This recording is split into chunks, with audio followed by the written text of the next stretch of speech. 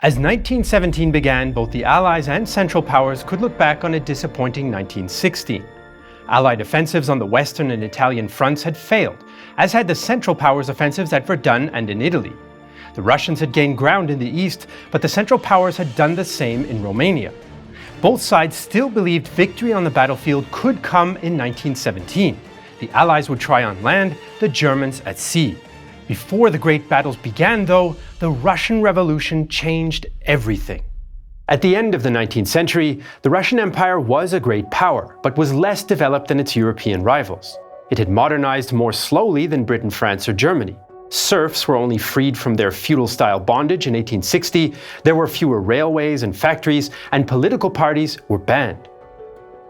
But opposition was growing. When the economy started to modernize, it happened very quickly and unevenly, causing instability and inequality. At the same time, there was little social or political modernization, which angered intellectuals and nobles who wanted progress. Peasants were also upset because the economic changes disrupted their way of life without improving it, so their local governing bodies resented central authority. Socialism and liberalism were two of the ideologies championed by political opponents of the Tsar. In 1881, the People's Will, a populist socialist organization opposed to industrialization, assassinated Tsar Alexander II. Other socialist groups, though, approved of industrialization, disowned violence, and/or wanted a constitutional monarchy. Liberals wanted a free market economy, but also civic and political freedom for everyone. Marxism emerged in the 1880s and rejected liberal idealism, terrorism, and the traditional focus on peasants. Marx had argued only proletarian industrial workers could move society beyond capitalism to the inevitable triumph of socialism and communism. Marxists, therefore, wanted capitalist development as a necessary prerequisite to a socialist revolution. The vast majority of the population were peasants, though they were more and more industrial workers. In 1897, 92 of the empire's 126 million people lived in European Russia and Ukraine, concentrated around the industrial centers of St. Petersburg, Moscow, and the Donbass. Many peasants from these areas did seasonal industrial work, and the authorities noted growing political activity. Within the last 3 or 4 years, the easygoing Russian young man has been transformed into a special type of semi-literate intelligent who feels obliged to spurn family and religion, to disregard the law, and to deny and scoff at constituted authority. Fortunately, such young men are not numerous in the factories, but this negligible handful terrorizes the inert majority into following it. Matters came to a head in January 1905. Defeat in the Russo-Japanese War sparked revolution against Tsar Nicholas II, and in October, he bowed to the pressure and created an elected parliament, the Duma, and legalized political parties. Previously illegal movements now formed a party system. The Constitutional Democratic Party, also known as the Cadets, was the main liberal party and favored a constitutional monarchy. The Socialist Revolutionaries, or SRs, blended populist and Marxist ideas and were popular among peasants. The Russian Social Democratic Labour Party was more Marxist, but soon split into two factions: the Mensheviks, who favored a gradual, legalistic approach to revolution, and the Bolsheviks, who wanted a more direct revolution with workers in the vanguard. Many Social Democrats hoped the two factions would reconcile, but the Mensheviks worried about Bolshevik leader Vladimir Lenin's preference for tight, central control. However, the following years saw little direct improvement for the people of the empire, and the police suppressed political rivals amidst riots and strikes. Many leaders, including Lenin, remained abroad to avoid arrest. Even in 1908, a relatively quiet year, political violence killed 1,800 state officials, and by 1910, major strikes were common. A general strike in 1914 almost hindered mobilization in the lead-up to the First World War. The declaration of war saw some patriotic fervor, and most moderate socialist parties supported the war effort, but they often rejected aggressive war goals. Lenin wanted Russia to lose the war to trigger revolution, which caused the authorities to arrest many Bolsheviks. But battlefield defeats like Tannenberg in 1914 and Gorlice-Tarnów in 1915, and economic hardships and shortages resulting from the abrupt transition to a war economy, led to disillusionment. When Tsar Nicholas II appointed himself supreme commander in 1915, critics focused on the monarchy and his absence from the newly renamed capital of Petrograd. Tsarina Alexandra took on more responsibility in government, and her German heritage and controversial relationship with mystic Grigory Rasputin caused a political stir. Cadet Pavel Milyukov wondered in 1916, is this stupidity or is it treason? Despite later Soviet claims, the Russian army was not yet on the edge of collapse. Morale was poor, but it varied. In Galicia, the southern armies managed to inflict a damaging defeat on Austria-Hungary in 1916. The northern armies, though, facing tougher German units and closer to political events in Petrograd, were unhappier. In fact, morale was lowest behind the front. Garrison units, especially in Petrograd, suffered from poor discipline made worse by a lack of competent officers and NCOs. In early 1917, 65% of the garrison's men were new recruits or veterans recuperating from wounds, both reluctant to go to the front. Garrison troops were also more exposed to political rumors and agitation. At this time, a regular soldier, in fact any soldier from the ages of 22 to 25, was a rarity. The Petrograd soldier of those days was either a dissatisfied peasant or a dissatisfied city dweller. In essence, the barracks became simply brick pens to which more and more red and green draft notices drove ever-increasing herds of raw humanity. The war had destabilized society and the army, but in early 1917, it would be many soldiers' wives who would trigger a new revolution. In February, Petrograd was a hive of political activity as food shortages racked the city. Many Russian provinces produced enough grain, but a wartime lack of transport capacity and poor weather prevented distribution. In 1917, Petrograd received by rail only 44% of the grain that it had in 1913. These concerns, combined with increased industrial discontent, led to mass demonstrations on International Women's Day, March 8th or February 23rd in the old-style calendar that was used in Russia at the time. Crowds, including revolutionaries, took control of railway stations and arsenals and descended on the Duma. The authorities ordered the Petrograd garrison to put down the uprising, but it refused. Few military commanders or Duma members were willing to support the Tsar. Instead, they encouraged him to abdicate to save the country. He agreed to hand the throne over to his brother, Grand Duke Mikhail, who refused in favor of forming an elected constituent assembly, essentially ending the 300-year Romanov dynasty. Nicholas was shocked. It turns out Misha renounced the throne. His manifesto ends with a flourish about elections to the Constituent Assembly within 6 months. Lord knows who gave him the idea to sign such a disgusting thing. Following the February Revolution, a provisional government made up of politicians, notables, and intellectuals was formed in the capital, but it wasn't the only governing body. During the revolution, workers and soldiers formed the Petrograd Soviet, a council of representatives promoting socialist policies.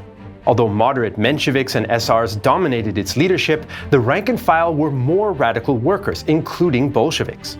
The Soviet and Provisional Government agreed to work together, with the Soviet monitoring the Provisional Government until a new Constituent Assembly could be elected. It was a dysfunctional system in which radical Soviet members had significant influence. The Provisional Government does not possess any real power, and its directives are carried out only to the extent that it is permitted by the Soviet of Workers' and Soldiers' Deputies, which enjoys all the essential elements of real power since the troops, the railroads, the post and telegraph are all in its hands. One can say flatly that the Provisional Government exists only so long as it is permitted by the Soviet.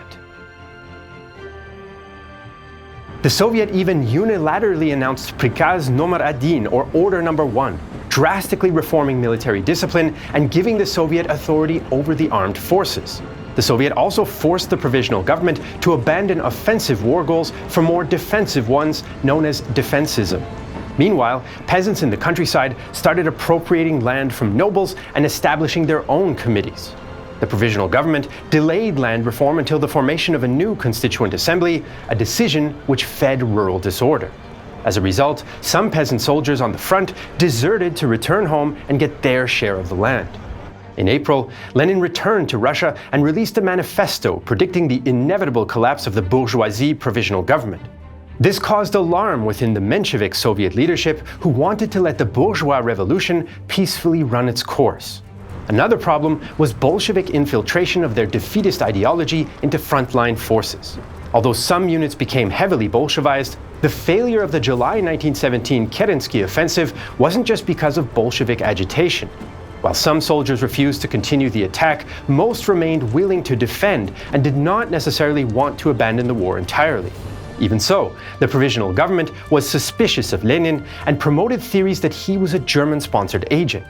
Germany had facilitated Lenin's return to Russia and provided some money.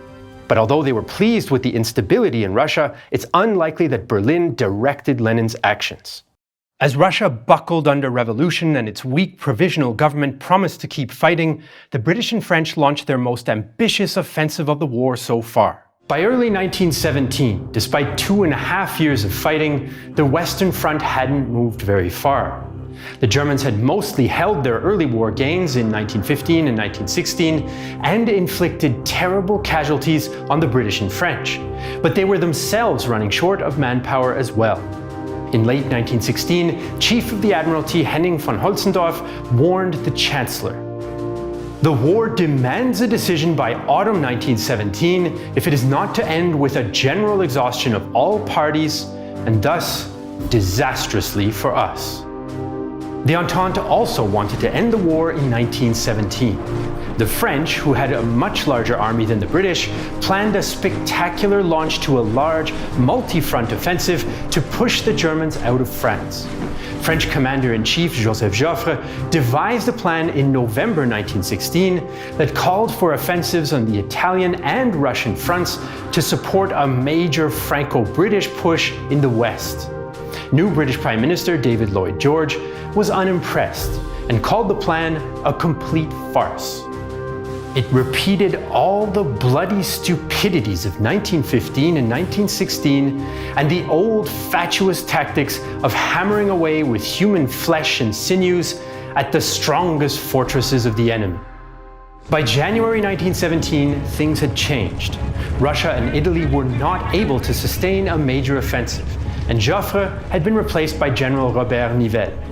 Nivelle was brimming with confidence after his victory at Verdun and tweaked the plan to fit his particular style. Mass artillery followed by infantry assaults on narrow fronts. His plan included a British diversionary attack around Arras to force the Germans to divert their reserves. Once the Germans were distracted in the north, the French army would launch the main attack against the Noyon salient along the Chemin des Dames. Nivelle expected it would be a knockout blow. British commander Field Marshal Douglas Haig, however, was concerned by rumors that his forces would fall under French leadership. It would be madness to place the British under the French, and I do not believe our troops would fight under French leadership. I am prepared to be tried by court-martial rather than betray the army by agreeing to its being placed under the French. Eventually, after threats of resignation on both sides, they compromised.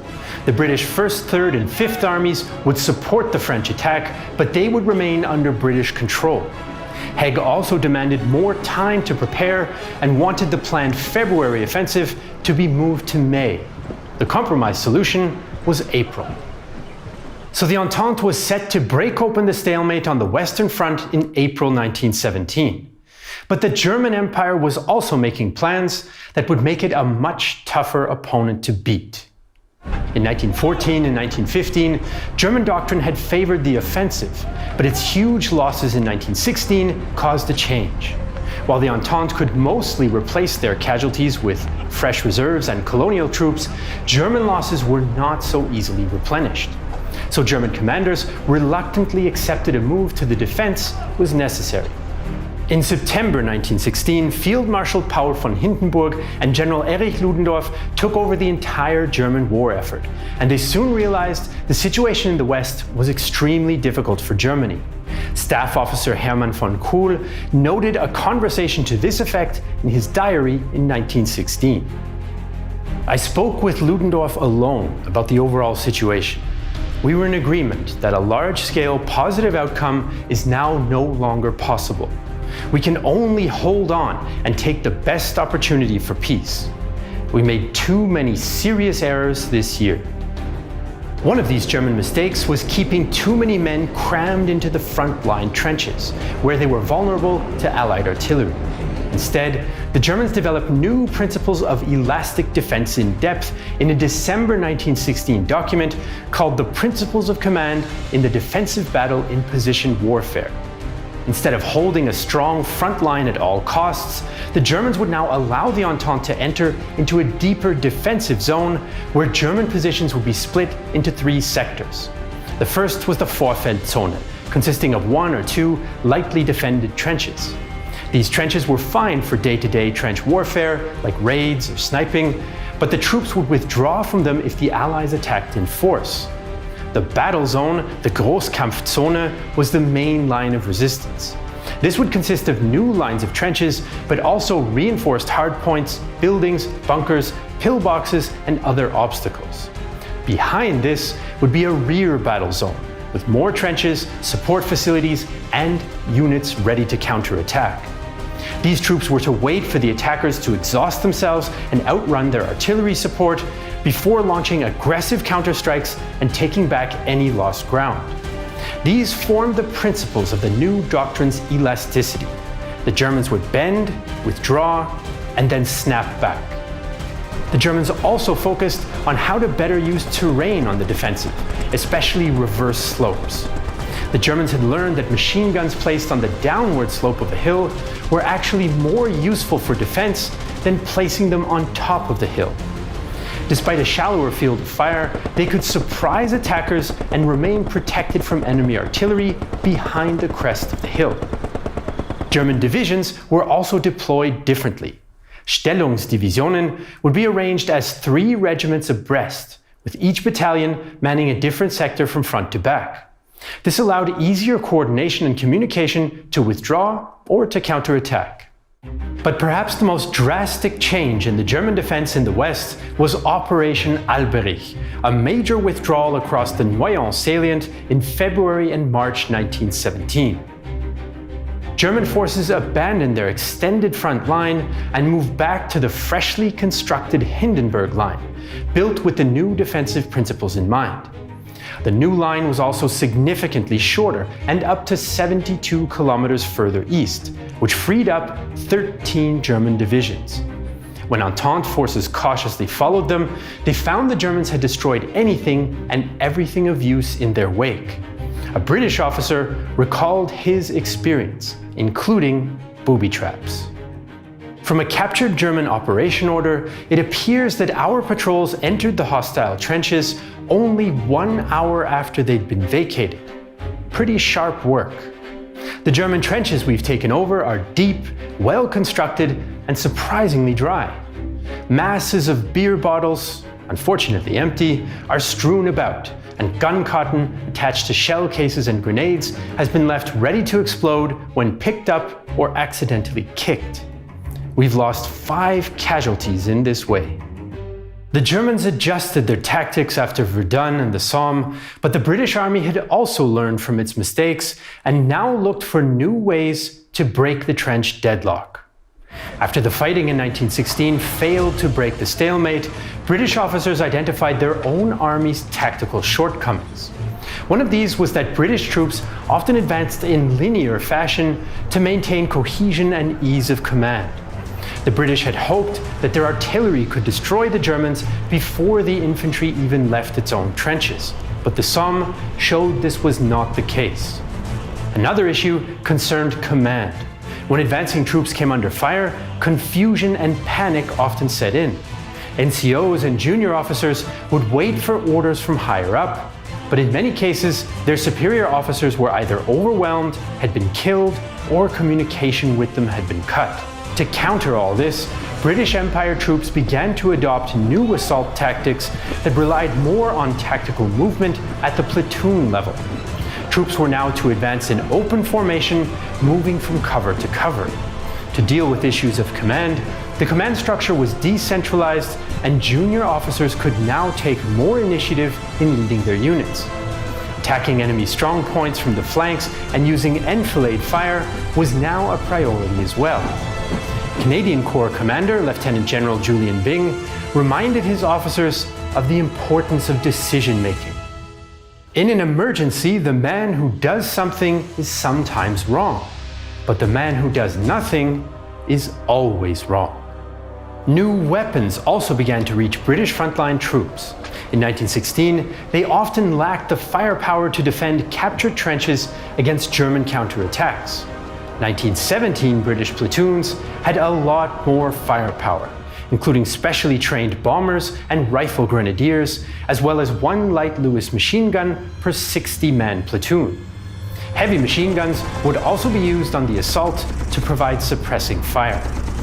British reports also singled out the artillery of 1916 for criticism. On the Somme, artillery barrages were spread along a wide front and consequently could not destroy the German defenses as intended, especially targets behind the front lines like enemy artillery. Another problem was faulty ammunition. Many shells were duds and had older fuses that did not explode at the moment of impact, which meant that they didn't cut German barbed wire very effectively.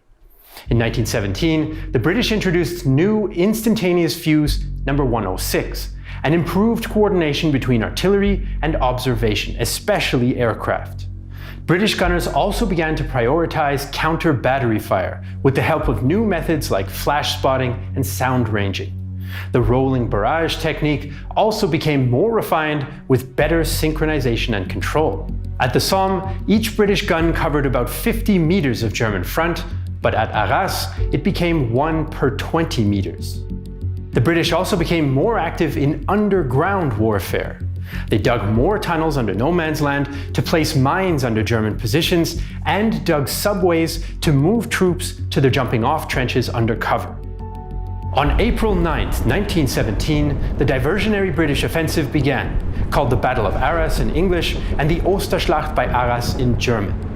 18 British divisions, 3,000 guns, and 48 tanks went over the top. So let's take a look at what went right and what went wrong for British and Empire troops in the fighting that followed. In the opening stage of the Battle of Arras, the Canadian Corps attack at Vimy Ridge proved to be one of the most successful British actions.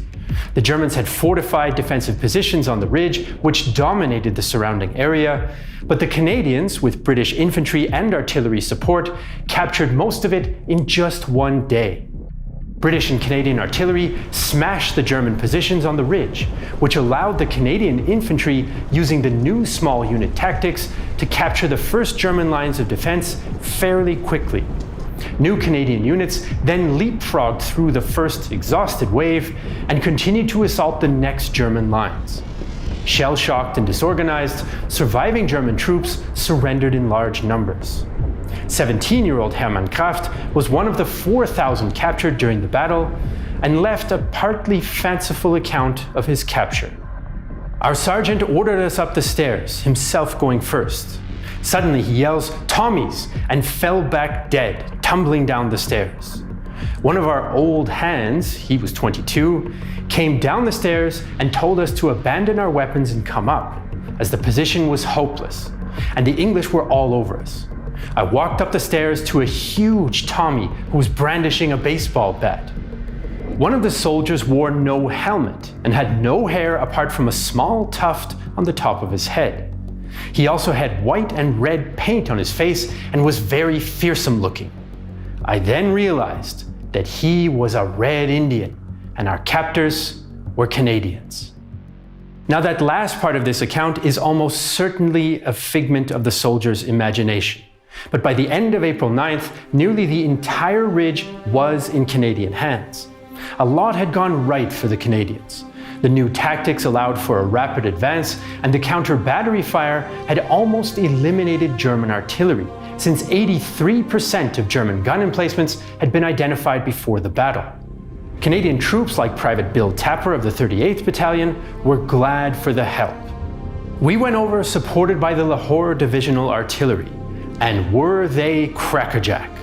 Why, the Germans had been beaten before we got there. It was a walkover. In reality, Vimy Ridge was far from a walkover, but the Germans also made their share of mistakes.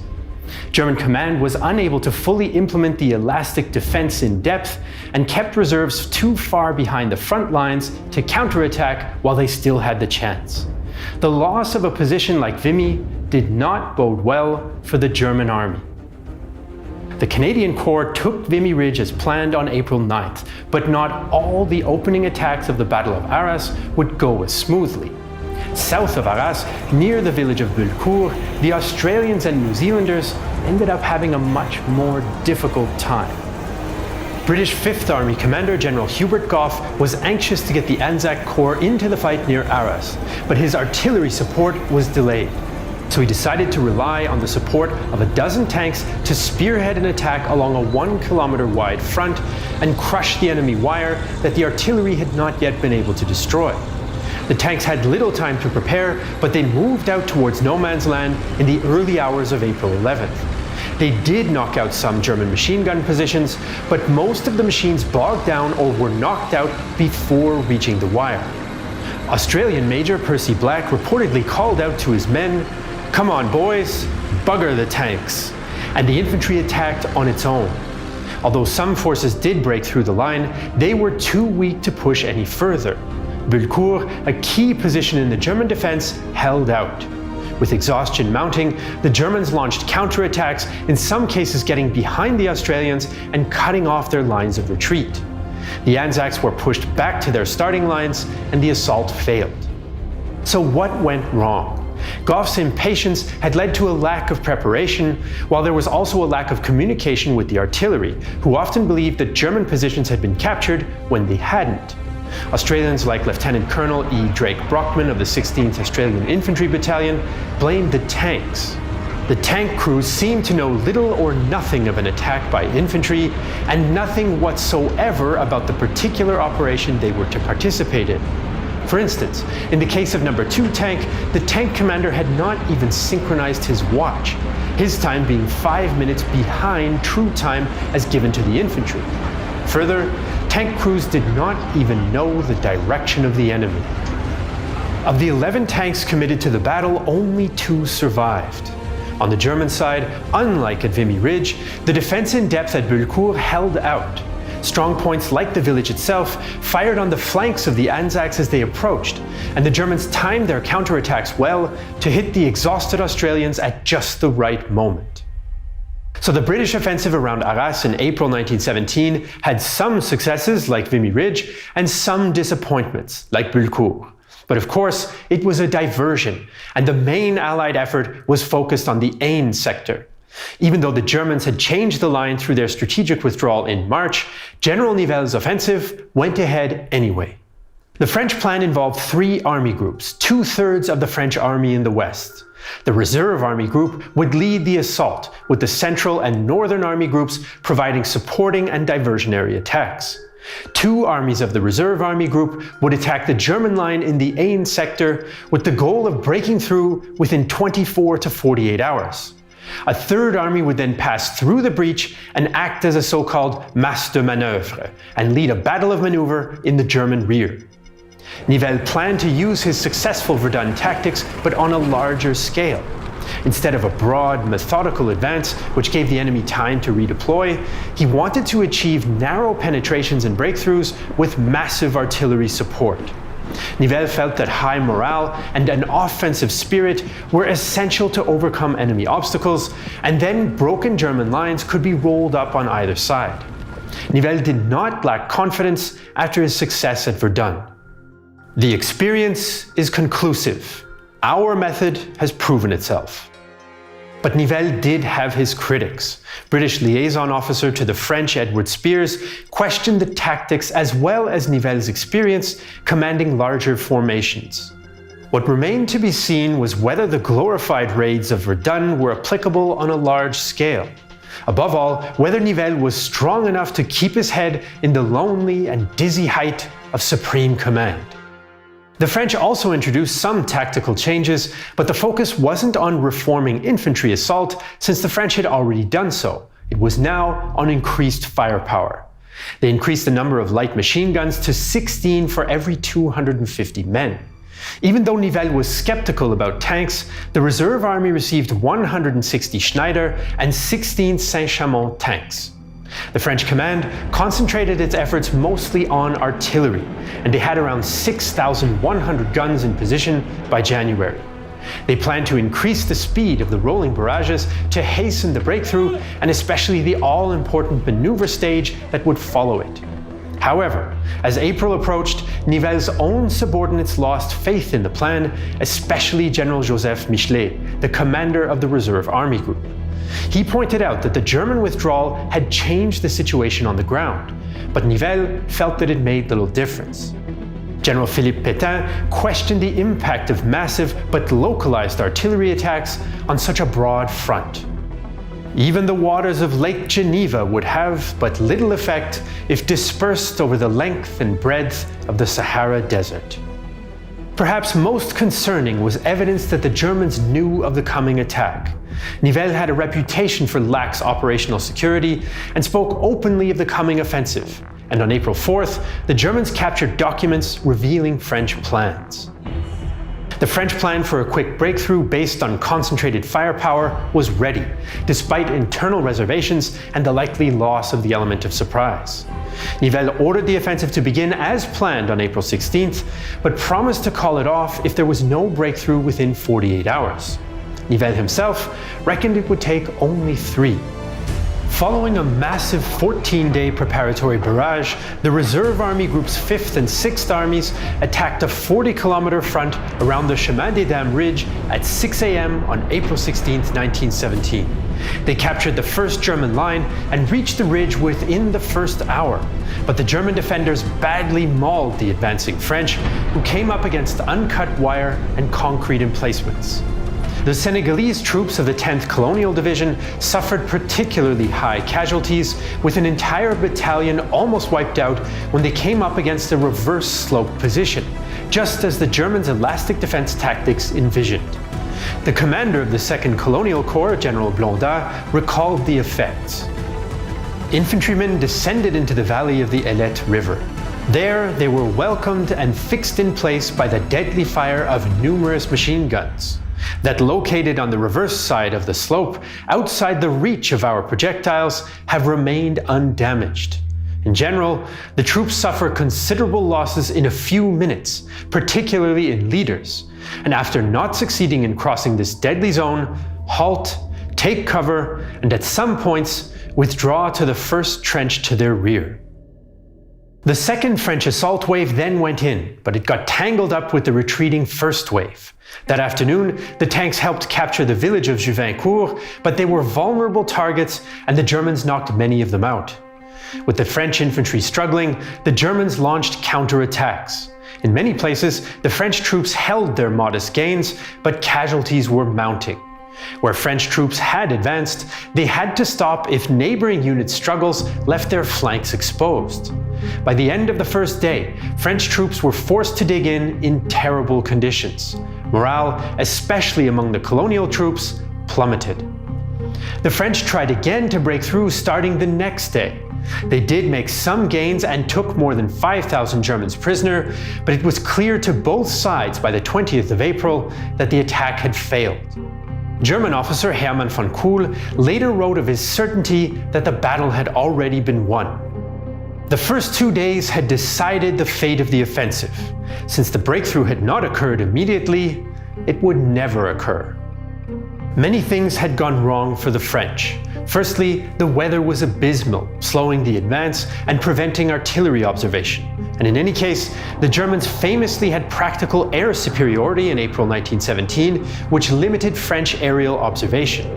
The defenders had also been heavily reinforced, in some areas doubling the number of divisions, a fact noted by French intelligence. Where the French artillery did play a role, the creeping barrage was too fast and left the infantry exposed in its wake.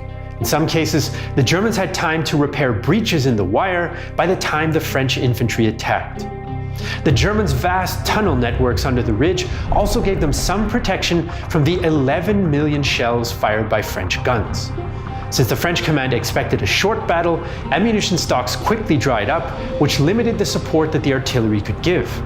More importantly, however, the German elastic defense had worked as intended. The French continued to try to advance into May, but the Chemin des Dames offensive broke down. 134,000 French troops were killed and tens of thousands of French troops mutinied. So Nivelle's war-winning offensive had failed along the Aisne, and the British attack to support it had some local successes but failed to draw German reserves away from the French. The battles of Arras and the Aisne both started with some gains, but ended in grinding attritional fighting. The Allies could take more ground than they could in 1916, but they hadn't yet solved the riddle of trench warfare. Some tactical successes held out the promise of helping the Allies turn the tide in the future, but in spring 1917 they could not achieve their objectives of decisively breaking the German lines. Nivelle was replaced in May and has come under particular criticism for the failure. He seems to have been affected by the so-called strategic blinkers, the inability to deviate from a long-established plan when new information came to light. After arguing for months with Field Marshal Haig, as well as his own colleagues, he stubbornly defended his plan against any alterations. When informed of German reinforcements in the sector, he simply said it meant the victory would be even more impressive. And when the Germans shortened the front, he refused to adapt. Lloyd George, who had supported Nivelle in the past, later changed his mind. General Nivelle in December was a cool and competent planner. By April, he'd become a crazy plunger. On the other hand, it must be said that if Nivelle's plan had gone ahead in February, as he'd originally wanted, it could have been more successful. The French would have had the element of surprise, and the Germans still would have been overstretched in the Noyon salient before their withdrawal. But perhaps most damaging of all, Nivelle saw the German defenders as a passive force which would not behave proactively. He also assumed that they would fight in the same manner that they did at Verdun in 1916, which they did not. The new German tactics allowed them to maintain initiative even on the defense, and quickly dictate the flow of battle. In 1917, Nivelle learned the hard way that in battle, the enemy also gets a vote. So the Allied spring offensives had failed, but even as the Germans held their enemies at bay, a new belligerent entered the war. In early 1917, the United States was still neutral in the great struggle that had been tearing Europe and the Middle East apart for more than 2 years. Most Americans wanted their country to remain neutral, and had elected President Woodrow Wilson just a few months before on the slogan, "He kept us out of the war." Meanwhile, German leaders were getting desperate. If they couldn't find a way to break the war of attrition on the Western Front, the Allies would probably defeat them. The result was multiple gambles that staked everything on a quick victory with the risk of drawing the US into the war. Just weeks after the First World War began in 1914, President Wilson knew that American opinion was divided and called for strict neutrality. The United States must be neutral in fact as well as in name. During these days that are to try men's soul, we must be impartial in thought as well as action, must put a curb upon our sentiments, as well as upon every transaction that might be construed as a preference of one party to the struggle before another. A clear majority of Americans did not want their country to fight, a feeling expressed in opinion columns, but also popular songs like the 1915 hit, "I Didn't Raise My Boy to Be a Soldier." Even so, more Americans sympathized with the Entente cause than with the Central Powers. In November 1914, 51% of newspaper editors surveyed felt their readers supported the Entente, 11% the Central Powers, and 38% thought their readership divided. East Coast opinion tended to favor the Entente because of cultural and economic ties to Britain and France. US arms sales to Europe increased from $6 million in 1914 to $500 million in 1917, almost all to the Allies. Newspapers often featured negative images of an aggressive, militaristic Germany and Kaiser Wilhelm, and emphasized the idea that democratic Britain and France were fighting against autocratic Germany and Austria. Tens of thousands of Americans even joined the Canadian Army to fight on the Allied side, while others volunteered with French forces, including the famous Lafayette Squadron. The Allies, especially Britain, also carried out an ongoing propaganda campaign in the US to bolster their cause. They wrote opinion pieces, covertly funded publications by Allied-friendly American notables, including author Henry James, and promoted the works of anti-German Dutch cartoonist Louis Raymakers. Many US papers got their news straight from their British counterparts as well. On the other hand, some of the over 8 million German first or second generation Americans supported the Central Powers, although most wanted neutrality. In the even larger Irish American community, many opposed Britain, and Jewish Americans often had a negative view of the Russian Empire. Influential socialist labor unions opposed any type of US involvement on ideological grounds. Over time, American journalists reporting from Europe further nudged public opinion towards the Allies. Most of the fighting happened on Allied soil, and stories of civilian suffering in Serbia, Belgium, and France filled US newspapers and magazines. Reporters like Mary Roberts Reinhardt, Richard Harding Davis, or Irvin Cobb warned readers about exaggerated reports of German atrocities, but the reporting of actual German atrocities helped turn opinion against the Central Powers. Davis was one of many reporters who became pro-Entente. If Americans were nearer to it, near enough to see the women and children fleeing from the shells and to smell the dead on the battlefields, there would be no talk of neutrality. Despite the consensus on neutrality with Allied sympathies, a series of incidents and crises further strained US relations with the Central Powers. US trade with Germany had collapsed, but arms sales and financial loans to Britain and France soared. The war at sea was a particular sore point. In 1915, German U-boats sank several Allied passenger ships, resulting in the deaths of American citizens. 128 Americans, and more than 1,000 others, died on the British liner Lusitania in May, 3 on the Arabic in August, and at least 11 on the Italian liner Ancona in November. Berlin refused to apologize or compensate victims' families, and it wasn't public knowledge at the time that the Lusitania had been carrying some munitions. When a German submarine torpedoed French Channel ferry Sussex in 1916, injuring 2 Americans, Washington threatened to break off diplomatic relations. Berlin promised to stop sinking passenger ships, only sink merchantmen if a check revealed weapons on board, and to ensure the safety of ships' crews before sinking them. Still, German leaders resented US arms sales to the Allies. The attitude of the United States in regard to the question of the supply of munitions left no doubt about their one-sided conception of neutrality. The question of US weapons lay at the heart of Central Powers' covert ops inside the United States.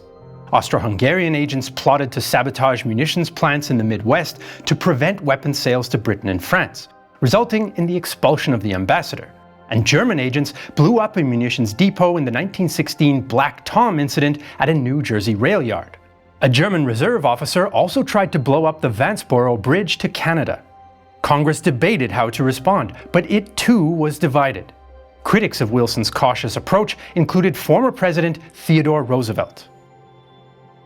Wilson belonged to a group of professional pacifists, flubdubs and mollycoddles, every soft creature, every coward and weakling, every man who can't look more than 6 inches ahead, every man whose god is money or pleasure or ease.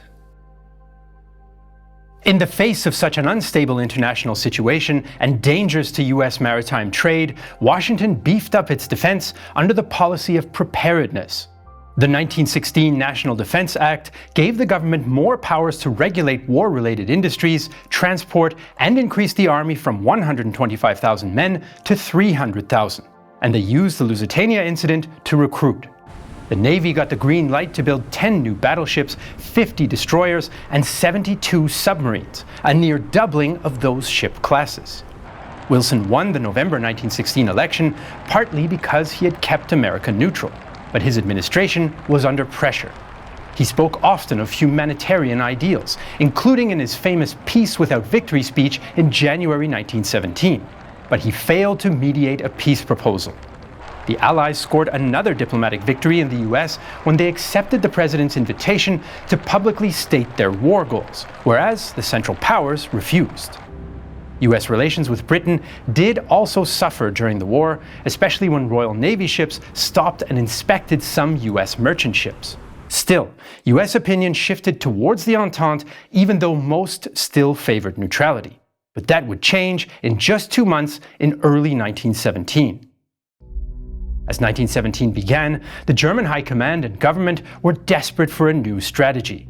New overall military commanders Paul von Hindenburg and Erich Ludendorff reckoned that they could not break the deadlock on the Western Front, and the population was suffering through a winter with dire shortages of food and fuel, partly due to the British blockade against them. The Germans did not know the extent of Britain's financial troubles or morale issues in the French army, and the Russian Revolution hadn't happened yet.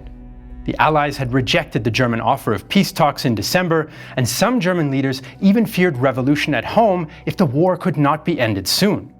So in January meetings with government leaders, the military pushed for a return to unrestricted U-boat warfare to starve Britain into making peace. Unrestricted submarine war meant sinking any ship in the designated zone around the British Isles and in the Mediterranean without any warning, contrary to the rules of warfare, and a practice the Germans had abandoned in 1915 because it threatened to drag the US into the war. In December 1916, a group of experts led by Admiral Henning von Holzendorff had calculated that if the U-boat fleet could sink 600,000 tons of shipping headed to or from Britain each month and frighten off much neutral shipping, the British Empire would sue for peace within 5 months. They expected Britain would run short of wheat, fats, ammunition, wood, and ore. Even if sinking American vessels drew the US into the war against Germany, they felt it would make no difference as the U-boats could win the war before US troops would arrive at the front in any numbers. If we succeed in breaking England's backbone, the war will immediately be decided in our favor. War with the United States should by all means be avoided, but it should not lead us to recoil from making use at the decisive moment of a weapon that promises victory for us. Supporters also felt the US deserved to be punished for Wilson's perceived holier-than-thou attitude and arms sales to the Allies. Chancellor Theobald von Bethmann-Hollweg and several other ministers opposed the idea, since they feared US involvement in the war would seal Germany's defeat. But Hindenburg countered that he couldn't guarantee the morale of the army would hold without it, and they must spare the army from another Battle of the Somme. A majority in the Reichstag, including the moderate Catholic Center Party, sided with the military, and the Kaiser approved the policy. From February 1st, 1917, German U-boats began their unrestricted campaign in violation of the pre-war Hague Conventions. Just 2 days later, Washington broke off diplomatic relations with Berlin, but did not yet declare war. Wilson was cautious, and he backed off from previous demands he'd made about the U-boats' rules of engagement. His administration also didn't react much to the first sinkings of non-US neutral shipping, even though some Americans were on board. Instead, Wilson proposed arming US cargo ships, a risky move that would lead to direct clashes with German subs. Isolationists in the US Senate filibustered to delay the measure, but the president implemented it in March via an executive order. So by February 1917, the US was still neutral, but Germany's unrestricted submarine warfare threatened to create a casus belli. Then on March 1st, another bombshell hit US headlines, the Zimmermann telegram. Germany and Mexico had enjoyed good relations in previous years in spite of the ongoing Mexican Revolution and Civil War. They'd even held tentative talks about potential joint military action in Central America against some of Mexico's smaller neighbors. US-Mexico relations, on the other hand, were bad as a result of Pancho Villa's incursion across the border in 1916 and resulting American punitive expedition into Mexico. With Germany's unrestricted warfare campaign risking war with the US, German diplomats decided to explore Mexican interest in a potential alliance. On January 16, 1917, the top civil servant in the German Foreign Ministry, Dr. Arthur Zimmermann, sent a message to the Mexican government via the German ambassador. On February 1st, we intend to begin submarine warfare without restriction. In spite of this, it is our intention to endeavor to keep the United States neutral. If this attempt is not successful, we propose an alliance on the following basis with Mexico: that we shall make war together, and together make peace. We shall give general financial support, and it is understood that Mexico is to reconquer her lost territory of New Mexico, Texas, and Arizona. The details are left to you for settlement. The German proposals were only in case the US joined the war, and they were vague. Beyond unspecified financial aid, there was nothing concrete. Zimmermann went on to ask Mexico to try to get Japan to join as well, even though Japan was already fighting on the Allied side. Faced with such an unrealistic scenario, Mexican President Venustiano Carranza refused. The Zimmermann telegram was encrypted and sent over an American cable, but British naval intelligence intercepted and deciphered it. They also handed it over to the Americans, and it became public knowledge on March 1st. At first, many thought it must be a fake by Allied propaganda, but when Zimmermann confirmed that it was real, it caused a public outcry and heightened US security fears. Some already worried that if the Central Powers won the war or made gains in a compromised peace, there might end up a new German presence in the Americas, perhaps a base in the Caribbean or even in Canada. Though improbable, such possibilities would violate the Monroe Doctrine, according to which the US opposed any new conquests by foreign powers in what Washington saw as its sphere of influence. Zimmermann stated that the message only referred to a hypothetical scenario if the US joined the war, but this did nothing to calm US anger. There's some debate amongst historians as to just how significant the telegram was, given that headlines died down after a few days and the cabinet and public already took a negative view of Germany. Most historians, though, agree the telegram significantly damaged US-German relations and brought the two countries much closer to war. Wilson declared a state of armed neutrality on March 9th. That same week, the Russian Revolution also broke out, overthrowing the Tsar and establishing a Russian republic. Wilson could now say that going to war would be to make the world safe for democracy, as all major Allied powers were now democratic. Then, on March 16th, German submarines sank the US cargo ship Vigilancia without warning, killing 15 Americans, followed by 2 more American ships in the next 2 days. Wilson had insisted he wouldn't go to war unless Germany committed an overt act, and the telegram and U-boat attacks tipped the balance. He had considered the possibility of intervention since the Lusitania disaster 2 years earlier, and he now knew most of the country would support him if he did. There's little evidence that Wilson considered Allied war debts, US business interests, or that he wanted to save the Allies from defeat. In fact, most US observers thought that they would win anyway and underestimated French, British, and Russian difficulties. Instead, he judged that US interests were at stake, and he wanted the United States to shape the peace and post-war world according to his moral and democratic vision.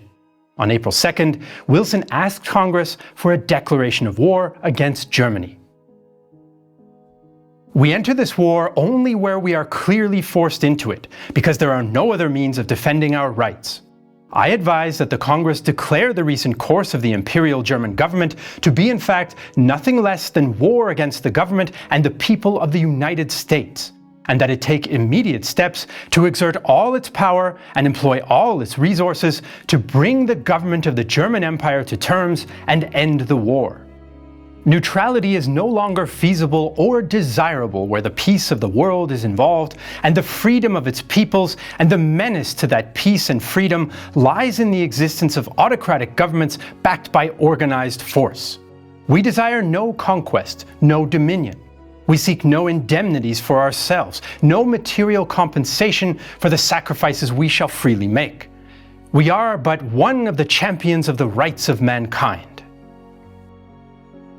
On April 6, 1917, Congress voted overwhelmingly for war, 82-6 in the Senate and 373-50 in the House. Privately, many congressmen still opposed the move, but most of the doubters supported the government for the sake of national unity. The United States entered the war on the side of the Entente, but not as a full-fledged ally. Wilson insisted the country be considered an associated power, not bound by any previous inter-allied agreements. It would be many months before American troops could make a difference at the front, but the war had taken on a new course. American military planners began to expand and modernize the small US Army, which had just 130,000 men in April 1917. Once US troops began to arrive, they would be trained by their more experienced allies and equipped largely by the French. Although there were only 14,000 US troops training in France by June, soldiers like John Figorovsky received a warm welcome. We paraded through Saint-Nazaire and the French people were just so delirious with joy, because in the Americans they saw hope for the future, that we might end the war quicker with the Americans coming there. As we marched through town, the sidewalks and even the gutters on both sides were full of people, and we felt so proud and important that such a fuss was being made over us. Now that the U-boat campaign had helped bring the US into the war, Germany's gamble would have to pay off quickly, and for the first few months, it seemed like it might. German subs sank 593,000 tons of Allied shipping in March, 880,000 in April, 596,000 in May, and 687,000 in June. After that, though, tonnages fell well below the 600,000 a month they thought they needed. The reason was Allied convoys. At first, some Allied planners resisted the idea of grouping merchant ships together, since they worried convoys might be larger and more appealing targets. Some others thought the scheme too complicated. But convoy proponents won out, and the British gradually introduced the system starting in May. U-boat commander Alfred Saalwächter explained why they worked. The convoys, with their strong and efficient escorts making an attack extremely difficult, are in my view quite capable of drastically reducing the shipping losses. The chances of sighting a convoy of 7 ships is less than that of sighting 7 independent ships. In the case of a convoy, it's mostly possible to only fire on one ship. For any ship torpedoed in the convoy, the chance of immediate help is a factor of considerable importance to morale. Fresh US warships, improved anti-submarine weapons, observer aircraft, and neutral countries' protests to Berlin also contributed to Allied success.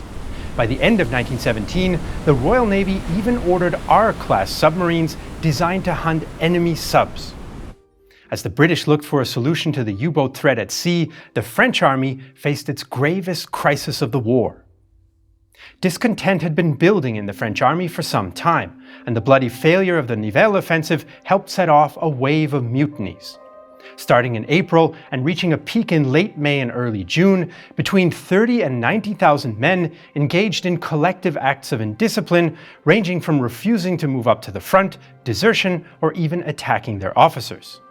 Most of the men were younger soldiers and tended to be from more educated professions. About 54 divisions, half of the army, were affected. Soldiers mutinied for different reasons, from the suffering of their families at home, to low pay and rare leave, loss of confidence in the military brass, rumors of colonial troops' misbehavior in the rear, or a desire for Russian-style revolution. In some cases, unaffected troops put down groups of mutineers by force. A statement by the 36th Infantry Regiment reflected the mood. "We do not want to attack anymore. They fed us a story before the last one, and it cost us too much. We want peace, and that those who govern us negotiate with Germany. We do not accept to be killed while soldiers stationed in the rear drive around in cars with women, while the profiteers enrich themselves. We want to be given leave according to regulations. We do not want Annamites to be used as police to kill our women in Paris. We want to be better fed." Historians differ as to why the mutinies happened and why they stopped. Some argue the men didn't oppose the war per se, but wanted attacks to be better planned and less costly than the Nivelle offensive. According to this argument, once Philippe Pétain replaced Nivelle in mid-May, he improved conditions in the army and announced the army's future offensives would be well-planned, limited operations with overwhelming firepower to limit casualties. These changes are said to have ended the mutinies. Others, though, suggest the mutinies were a diverse social movement that grew out of long-standing systems of resistance and did reject the war as such. These historians point out that many of the units affected didn't even fight in the Nivelle offensive, and the High Command initially blamed the trouble on backstabbing socialist civilians in Paris or German agents. They also see Pétain's appointment as making things worse, since he restored stricter disciplinary codes and the unrest peaked after he took command and suspended major offensives. In any case, French courts-martial sentenced 112 mutineers to death, though just 21 were executed, and nearly 500,000 men went on leave in July. The French did go on the offensive on the Western Front again in 1917. In August, they recaptured some high ground near Verdun. Then, in October, they struck in the same area they failed in April and May, and this time they captured the German-held fort at La Malmaison and the rest of the Chemin des Dames Ridge. Both operations together resulted in 19,000 prisoners, and German losses were heavier than French.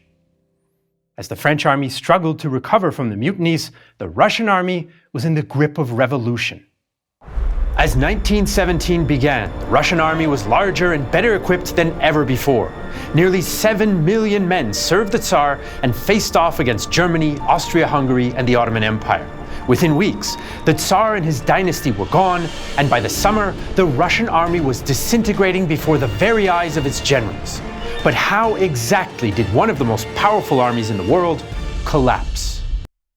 From 1914 to 1917, the Russian army fought a brutal campaign against the combined forces of Germany and Austria-Hungary along the more than 1,000-kilometer-wide Eastern Front. The first 2 years of the war were marked by the disastrous defeats in 1914 at Tannenberg and 1915 at Gorlice Tarnów, and a terrible shortage of rifles and artillery shells. By summer 1916, though, the army had rearmed and nearly destroyed the Austro-Hungarian army in the Brusilov offensive. Russian industry was pumping out more weapons than ever before. Russian troops had won a major victory, and significant shipments of aid had arrived from Britain and France. It seemed that the Russian steamroller, so many had feared before the war, might actually be taking shape, and Russia's government promised to launch an offensive in spring 1917 to support British, French, and Italian attacks in the West. Instead, the Russian army, a disciplined, structured institution of millions of men with an intact chain of command and that had fought effectively, fell to pieces. But it didn't happen all at once. First, let's take a look at the state of the army at the end of 1916. Russian commanders and veteran soldiers were now experienced and well equipped, but cracks were beginning to show. Total losses were approaching 5.5 million men, and of these, more than 1.5 million were dead. The motivated and well-trained officers and men of the pre-war regular army were mostly gone, and the proportion of older soldiers with no prior military experience and with less motivation to fight was much higher than ever before. The costly fighting of 1916 had also dampened morale, since the hoped-for victory did not come. Soldier Vasily Mishnin summed up his feelings in his diary. Last day of this year, and, God willing, it will never return. Let such a year as this die forever and never come back. How I'd love something new to cheer my soul and make my heart and soul clean and bright again. I want to be happy. Instead, there are tears in my eyes. O Lord, what is this, and when will it end? This is the end of the hateful year 1916. Let it disappear into oblivion forever. Meanwhile, the home front was also in crisis. Russia's economy was under extreme pressure because so many men were in the army or dead, and because so much of the production capacity had been converted to serve the army. Before the war, Russia had exported food, but now grain production had crashed, and what grain there was couldn't make it from the countryside to the cities. The transportation network couldn't meet the needs of the army and the civilian economy at the same time. Since 1914, the price of rye was up 47%, boots 334%, and matches 500%. For decades, Soviet historians claimed that the army had stopped functioning in the winter of 1916-17 in order to retroactively emphasize revolutionary feelings. But more recent research has shown that although the army was exhausted, it was still a functioning organization at the start of 1917, even though things were about to get much worse. In February 1917, Russia was rocked by revolution, and the army played its part in the end of the Romanov rule and the creation of a Russian republic under a provisional government. In fact, the Petrograd garrison's participation in the February Revolution is what guaranteed its success. Soldiers and workers formed a council, or Soviet, to express their demands to the new government and to the army general staff. The Petrograd garrison was not the only part of the army that overthrew the Tsar. The general staff did as well. The highest echelon of the Russian army pressured Tsar Nicholas to abdicate and sabotaged all attempts by loyalists to suppress the uprising in Petrograd. They hoped that if the Tsar left, a more stable government might replace him and give Russia a better chance to win the war. Now, it's important to keep in mind that the Petrograd garrison was not representative. Most of the millions of men in the army were not revolutionaries in February, they were simply passive. When frontline troops learned of Nicholas's abdication a few days after the fact, the main reaction was not celebration, but confusion. Even in Petrograd, not all the rebellious soldiers acted out of anti-war feelings. Some did want to avoid being sent to the front or were tired of the war, but many others were still willing to carry on the war. They just empathized with the sufferings of civilians who'd risen up or no longer trusted the Tsar. By now, many of the men believed, for example, that the Tsarina was a German spy. After the February Revolution, there was massive political uncertainty, but the army's general staff still wanted to fight the war, and most of the soldiers were still willing to fight on, but not under the old conditions. On March 1st, the Petrograd Soviet issued its famous, or infamous, Prikaz Nomer 1, or Order Number 1. This order reflected the desires of the more politicized garrison, but it also resonated with frontline troops. Military units were to elect committees and delegates to the Soviet. Units were to obey the government's military committee only if its orders did not conflict with those of the soldiers' committees and the Soviet. Soldiers' committees were to control the distribution of weapons and not surrender them to the officers, and soldiers were to accept military discipline while on duty, but otherwise they should have the same rights as civilians. Soldiers would not have to address officers with the traditional "Your Honor," and officers would have to speak to the men using the polite form of address. As you can imagine, Order Number 1 destabilized the army. The men questioned officers' coercive powers, dismissed some officers themselves, and arrested others, and in a few garrisons behind the lines, some soldiers murdered their officers. The most extreme case was at the Kronstadt naval base, where sailors killed 30 officers. The general staff was furious, especially since the Soviet had issued the order without consulting them. Commander-in-Chief General Mikhail Alexeyev begged the provisional government to reverse the order, but soldiers had already elected committees and there was no turning back. The new Minister for War, Alexander Guchkov, warned Alexeyev of just how fragile the army had become. "I can say directly the provisional government only exists so long as the Soviet allows it to. The disintegration of reserve formations in internal districts that we have already seen is progressing, and those replacements who've been in them for 3 or 4 months cannot be used to reinforce the army." The Soviet did issue an Order Number 2 to dial down some radical points in Order Number 1, but the men simply ignored it. Order Number 1 was now a reality for the Russian army, an army that was overall still intact and willing to fight, but not on the terms of the officer class or the Tsar. The collapse had begun, but it was far from complete. In fact, historians argue about just how much influence Order Number 1 actually had after the initial period of chaos. Most of the soldiers' committees were moderate leftists, not radical Bolsheviks. They were against the old system and injustices in the army hierarchy, but they generally supported the new republic. Soon enough, the committees began to try to strengthen discipline and encourage the men to fight. Nonetheless, even if we accept that the Soldiers' Committee's actions didn't accelerate the collapse of the army, the start of the collapse can still be traced to Order Number 1, since it destroyed the old system without providing a new model of discipline. Order Number 1 also further poisoned the already bad relationship between officers and men. For the men, at this point in the war, the officers represented the hated old order.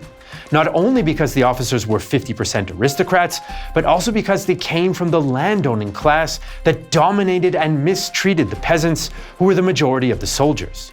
The officers, on the other hand, moved from simply looking down on their soldiers as social inferiors to seeing them as a murderous, rebellious mob. Officer Vladimir Stankiewicz, serving as a commissar for the provisional government, saw how officers refused to think of their men in a new and respectful way. In the army, there was an ineradicable habit bequeathed by the old order: to count rifles and cartridges, but not soldiers. The soldier is only able to obey, and he can live in dirty pits, covered with branches of trees. This was the kind of tension that caused some men to write to General Alexei Brusilov, who soon became their new commander-in-chief, threatening to kill him if Russia did not make peace. By March 1917, two foundations of an army, hierarchy and discipline, were now weakened. But outside of the military, changes were happening that would bring collapse even closer. An army is part of the society from which its soldiers and officers are drawn, and Russian civilian society was quaking. Prussian theorist Karl von Clausewitz wrote in the 19th century that war is politics by other means, which means that if an army doesn't have a clear goal to fight for, cohesion and morale will suffer. After the February Revolution, Russians argued fiercely about whether the war should continue, and if so, for what cause. The military establishment and liberal political thinkers wanted to wage war to defeat the Central Powers just like before 1917, but do it better. Hence their slogan, "War until victory." Leftists like the Petrograd Soviet, the Social Revolutionary Party, the Mensheviks, and the Soldiers' Committees wanted to fight to defend Russia, but secure a peace without annexations or indemnities, a position known as defensism. Just as tensions reached a fever pitch in April, revolutionary Bolshevik leader Vladimir Lenin returned to Russia on April 3rd. He'd been in exile in Switzerland, but the German government enabled his journey back to Russia in the hopes that his presence would further destabilize the country and the army. He denounced the provisional government and defensism, but at first some soldiers and sailors were against him since they considered him a German spy and a traitor. Some protested for his arrest. Despite his rough start, Lenin would soon galvanize the Bolsheviks, and their message would reach more soldiers at the rear and at the front. The result were more frequent refusals to go into combat and more anti-war rallies. These divisions came to the surface after the initial revolutionary fervor had calmed down. On April 18th, Foreign Minister Pavel Milyukov stated that Russia would continue to fight the war to win, which caused outrage amongst soldiers and workers. Thousands of soldiers of the Finland Regiment surrounded the Mariinsky Palace in Petrograd, demanding that Milyukov resign. Many of the men carried banners with slogans associated with Bolshevik propaganda, like "Down with the provincial government," "Down with the war," and "All power to the Soviets." The protests forced the government to resign, and a new government was formed, this time with more socialist politicians like new Minister for War Alexander Kerensky. The new government adopted defensism. The goal was now to protect the Russian Republic against the German militarist threat. The problem was most soldiers interpreted defensism differently than the government. The soldiers did not want to attack at all, only defend, whereas the government felt that strategic defense still required attacking under some circumstances. So in spring 1917, most soldiers were willing to defend Russia, but radical Bolshevik propaganda was becoming more influential, and the provisional government still had a hard time making the case for its vision of the war. Meanwhile, soldiers' committees formed networks, and mass fraternizations with Central Powers troops over Easter were ominous signs of things to come. In spite of the chaos, the provisional government was still confident that the troops were willing to fight. But the Republican government also distrusted the aristocratic officer corps, so they dismissed 140 generals and rapidly shuffled officers from position to position in the high command. From February to November 1917, there were 5 different chiefs of staff. This was the unstable command structure that would lead the army into its next and final offensive. Back in 1916, the Tsarist government had agreed with the British and French that Russia would launch a major attack in May 1917. Many generals now opposed the idea, but by early summer they changed their minds and agreed with government demands for what would become the Kerensky or Summer Offensive. Russian leaders hoped an offensive might maintain Russia's standing with its allies, prevent the collapse of the army, defeat Germany while the Russian army could still fight, and strengthen the position and legitimacy of the provisional government. It was a very ambitious gamble. Kerensky had staked everything on the attack, so he did not mince words when trying to motivate the troops. Soldiers, the fatherland is in danger. Freedom is threatened. The revolution stands before the abyss. In the name of the salvation of free Russia, you will go where your commanders and your government send you. On your bayonet points, you will be bearing peace, truth, and justice. You will go forward in serried ranks, kept firm by the discipline of your duty and your supreme love for the revolution and your country. He even visited the front himself before the attack began on July 1st. He toured the front with General Brusilov, and the general asked soldiers if they would attack if he ordered them to. Now, the very fact that a general would ask his men such a question was a sign of how fragile things had become. Even so, Kerensky did manage to convince many of the soldiers' committees to back the so-called revolutionary offensive. But as the army prepared, it began to fall apart under the pressure. The soldiers' ideas of mutual respect, consent, and equality were incompatible with a normal functioning army, and they simply stopped behaving like soldiers. Menshevik Nikolai Sukhanov recalled the spiral of lawlessness gripping the country, in which thousands of soldiers took part. Lynch law, the destruction of houses and shops, jeering at and attacks on officers, provincial authorities, or private persons. Unauthorized arrests, seizures, and beatings up were recorded every day by tens and hundreds. Other problems included soldiers launching pogroms and raping peasant girls behind the lines, since the military police had ceased to function. Even as the army moved units towards the front for the coming offensive, men like junior officer Raymond observed signs of breakdown. Something absolutely unbelievable was going on with the march battalions at that time.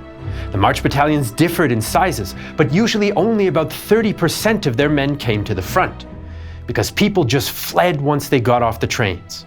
They fled to their homes, deserted, fled anywhere they wanted.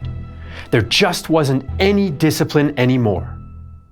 Many of the soldiers who went home did so to lay claim to land back on their home estates, which were being divided up amongst the peasants after they dispossessed the landowners. The government and the high command became ever more desperate to somehow keep the army together. To boost morale, they created volunteer shock formations or death battalions of revolutionary patriots, including all female units. Maria Bachkaryova, the creator of the first women's battalion, was clear about its role. Brusilov wondered whether one could rely on women, since after all, the formation of the female battalion is a world first. Might the women bring shame on Russia, he asked. I told Brusilov that if he gave me full authority, then I guarantee that my battalion will not be a disgrace for Russia. Brusilov told me that he trusted me and he would do his best to help the formation of a female volunteer battalion. Another step the provisional government took to give the men something to fight for was the creation of units based on nationality, the first of which were all Ukrainian formations. Even the Orthodox Church rallied to save the Revolutionary Republic, and priests urged on the troops. But many soldiers were not motivated by the appeals of politicians, priests, generals, shock battalions, national units, or women's units. One man's open letter to female soldiers was typical. Dear women comrades, well, I didn't know that there were such brave people that will go to fight instead of us. Thank you, comrades. At least we will have a rest. You can feed the lice in the trenches instead of us. These attitudes continued to turn deadly. Kommissar Linde, an officer who'd been sent to the front as a representative of the Petrograd Soviet and wanted the army to fight on to protect the Republic, developed a reputation for restoring order amongst Bolshevized units. On one occasion, he reassured a nervous general who was about to set the Cossacks on the unruly infantrymen. You see, General, I shall make them listen to sense. One has to know how to talk to the soldiers. It's all a question of psychology. Linde gave a rousing speech to the men under the whistle of German shells flying overhead, but the men did not respond to his patriotism, so he began insulting them, at which point the men killed him on the spot. With the high command in chaos, with discipline breaking down amongst the ranks, but still with an army in the field, the Russians began their summer offensive. On July 1st, 1917, after 2 days of a massive artillery bombardment, the final Russian attack of the First World War began. The plan was for the 7th, 8th and 11th Russian armies to smash the German and Austro-Hungarian forces in Galicia in a giant push towards the Austro-Hungarian city of Lviv, supported by smaller attacks in Romania. Russian command placed Siberian, Finnish and Czech units in key sectors, since they were more reliable than units from the ethnic Russian heartland. The army was larger and better equipped than at any time of the war, and at first all went well. The Russians, including shock troops using similar tactics to German stormtroopers, pushed back the Austro-Hungarian 2nd and 3rd armies in southern Galicia. And then they stopped. Thousands of Russian troops felt that they'd done enough and simply refused to continue the attack. Then came the German-led counterattack. On July 19th, 9 German and 2 Austro-Hungarian divisions completely turned the tide. The Central Powers now advanced eastwards as fast as the Russians could retreat, taking Ternopil on July 24th and Chernivtsi on August 2nd. Commander-in-Chief Brusilov ordered counterattacks, but the soldiers would not obey. Russian losses were heavy. In just 4 days, they lost 80,000 men against just 16,000 Germans. Russian troops deserted, mutinied, and fraternized on an unprecedented scale, to such an extent that the army was no longer a real fighting force. In all, 2 million men would desert between the February Revolution and the Bolshevik coup in October 1917. Russian junior officer Raymond saw it happening. 200 of our soldiers have also crowded into no man's land. One can see the Germans giving them a light, and how they laugh together. The field telephone in my dugout rings. It's the battery. The Kinburn Regiment's 2nd Company is fraternizing, I tell them. I ask you to open fire on their position immediately. The battery commander's voice is sleepy. Traitors. Bastards. Do you think it's so easy to fire on them? I climb up on the parapet and watch the shrapnel burst overhead, scattering the fraternizers back to the trenches. The Russian army was now collapsing in the fullest sense of the word. The summer offensive was the straw that broke the very fragile camel's back. Yet another blow to the soldiers' shaky confidence in the provisional government came just as the offensive was sputtering to a halt. Hardline General Lavr Kornilov was appointed commander-in-chief, and he tried to restore discipline by convincing the government to reinstate the death penalty for desertion. Many officers welcomed this decision. Around the same time, the July Days protests in Petrograd saw workers, soldiers, and sailors take to the streets in violent demonstrations against the provisional government. Mostly they were Bolshevik supporters, but Lenin refused to join the protests, although he would later take control of the country in the coup in October, and the Petrograd Soviet refused the protesters' demands that it take power. The government then cracked down on protesters and the Bolsheviks. Radical soldiers, of whom by this point there were millions, turned even further away from the hated government, its army, and its war. The blows did not stop falling on the disintegrating Russian army. Somehow, it retained enough cohesion to keep units along the front, but as soon as the Germans attacked, most units simply gave way, which led to the fall of Riga in September. Relations between the conservative army high command and the leftist provisional government were now at an all-time low.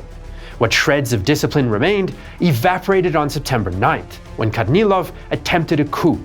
The coup failed when his troops refused to march on Petrograd, and Kerensky dismissed him. Very few Russian soldiers were willing to listen to their generals anymore.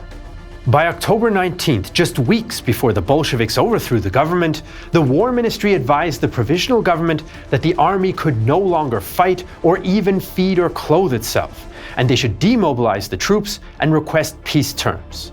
Soldiers, regardless of their views on the war, now firmly believed that the revolution was happening back home, not at the front, and so they headed back to their villages and towns in droves.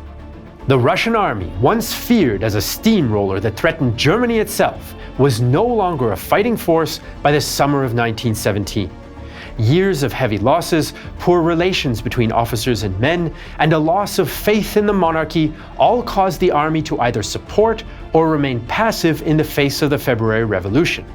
The resulting tensions between the provisional government and high command, breakdown in discipline due to the Soviets' Order No. 1, and continued influence of Bolshevik propaganda sapped the army's strength far more than combat.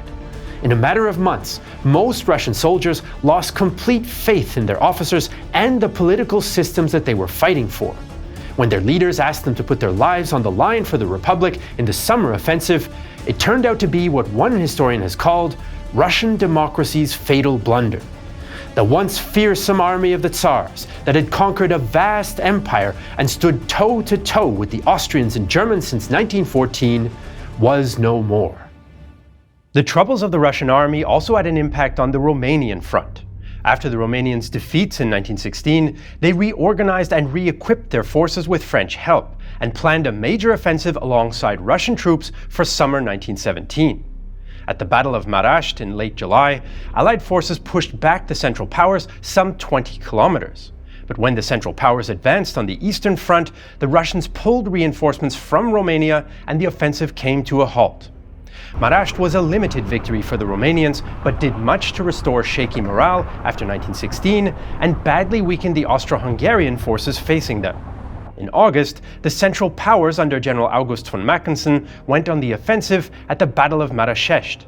They planned a pincer movement. First, German forces would hit Russian units weakened by revolutionary unrest and cross the Siret River. Then, Austro-Hungarians would advance in the Oitus Valley. Central Powers forces made progress, but Romanian resistance was fierce and some Russian units did fight well. The Romanian superiority in the air, and especially in artillery, inflicted heavy losses, as one German soldier recalled. It was necessary for us to pass through a terrible barrage of fire. Not even at Verdun have I seen such terrible artillery fire. Several Romanian counterattacks fail, but by early September, the Central Powers break off their attacks and transfer troops to the Italian front for the Caporetto offensive. At Marașești, the Central Powers lost about 60,000 casualties, including wounded officers Erwin Rommel and Rudolf Hess. The Russians and Romanians lost about 50,000, including female Romanian soldier and later national hero Ekaterina Teodoriu. The battle, nicknamed Romania's Verdun, came to be seen as having saved the nation, but the total collapse of Russia soon made Romania's position untenable. In December, over French objections, Romania broke its agreement with the Allies and signed an armistice. As the two sides struggled in the mountains of Romania, the Balkan Front saw military and political action, but no breakthroughs in 1917. French General Maurice Sarrail was in command of the multinational Allied force and launched several limited operations in the first half of the year. The most significant was the Battle of Doiran, where Bulgarian forces under General Vladimir Vlasov stopped a mostly British offensive hampered by artillery shortages, and Vlasov became a national hero. Some British leaders and French politician Georges Clemenceau argued the Allied armies could be better used elsewhere. 1/3 of the so-called gardeners of Salonika were too sick for duty, and one British NCO didn't see the point. The fact remains that after 3 full years of war, we don't seem to be getting anywhere, and we can see not the slightest sign of it ever ending. Some French units even mutinied, and the Russian units became unreliable after the revolution. The Serbian army also experienced morale problems after the controversial trial of Colonel Dragutin Dimitrievich, better known as Apis. The army executed him in June, officially for high treason, but likely because he refused to compromise on future territorial claims. The French also feared that German-friendly Greek king Konstantin might bring Greece into the war against them, so the British reluctantly agreed to a French plan to force him out. The French gave the king an ultimatum backed up by troop movements, so he abdicated in favor of his son Alexander. Eleftherios Venizelos, who had led a parallel Allied-friendly government in Salonika, became Prime Minister of Greece in June and declared war against the Central Powers. Greek troops soon joined the Allied line as the Russians left it, and the Allied strategy shifted to holding the line and keeping a bitterly divided Greece in the war. With the Balkans front at an impasse, the African theater saw some hard fighting and much unrest.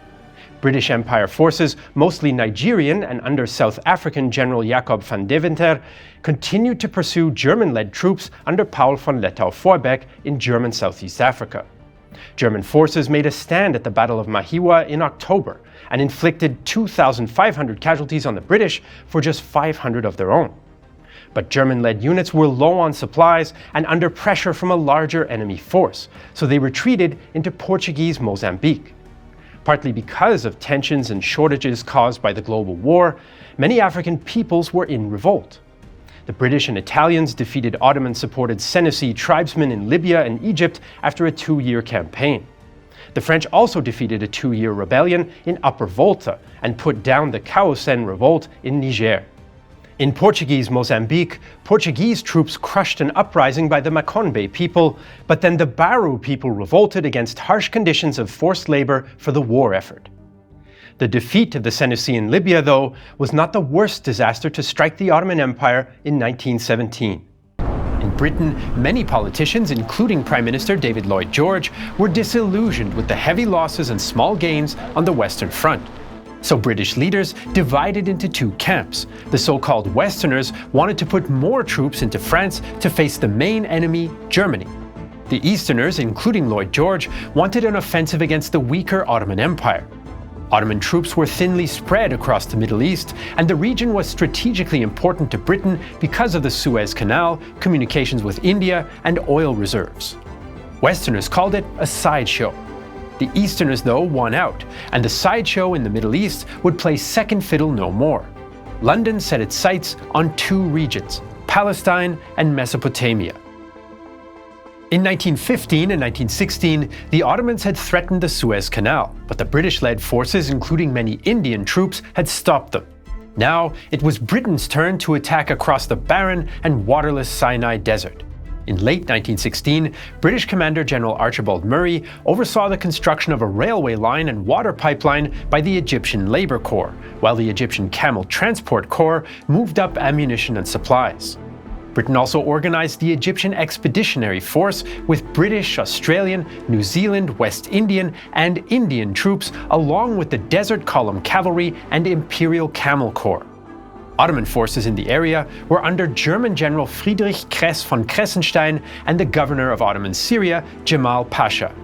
They also built several rail extensions with German help to improve their defensive position on the Gaza-Beersheba line, which protected Syria and the Levant.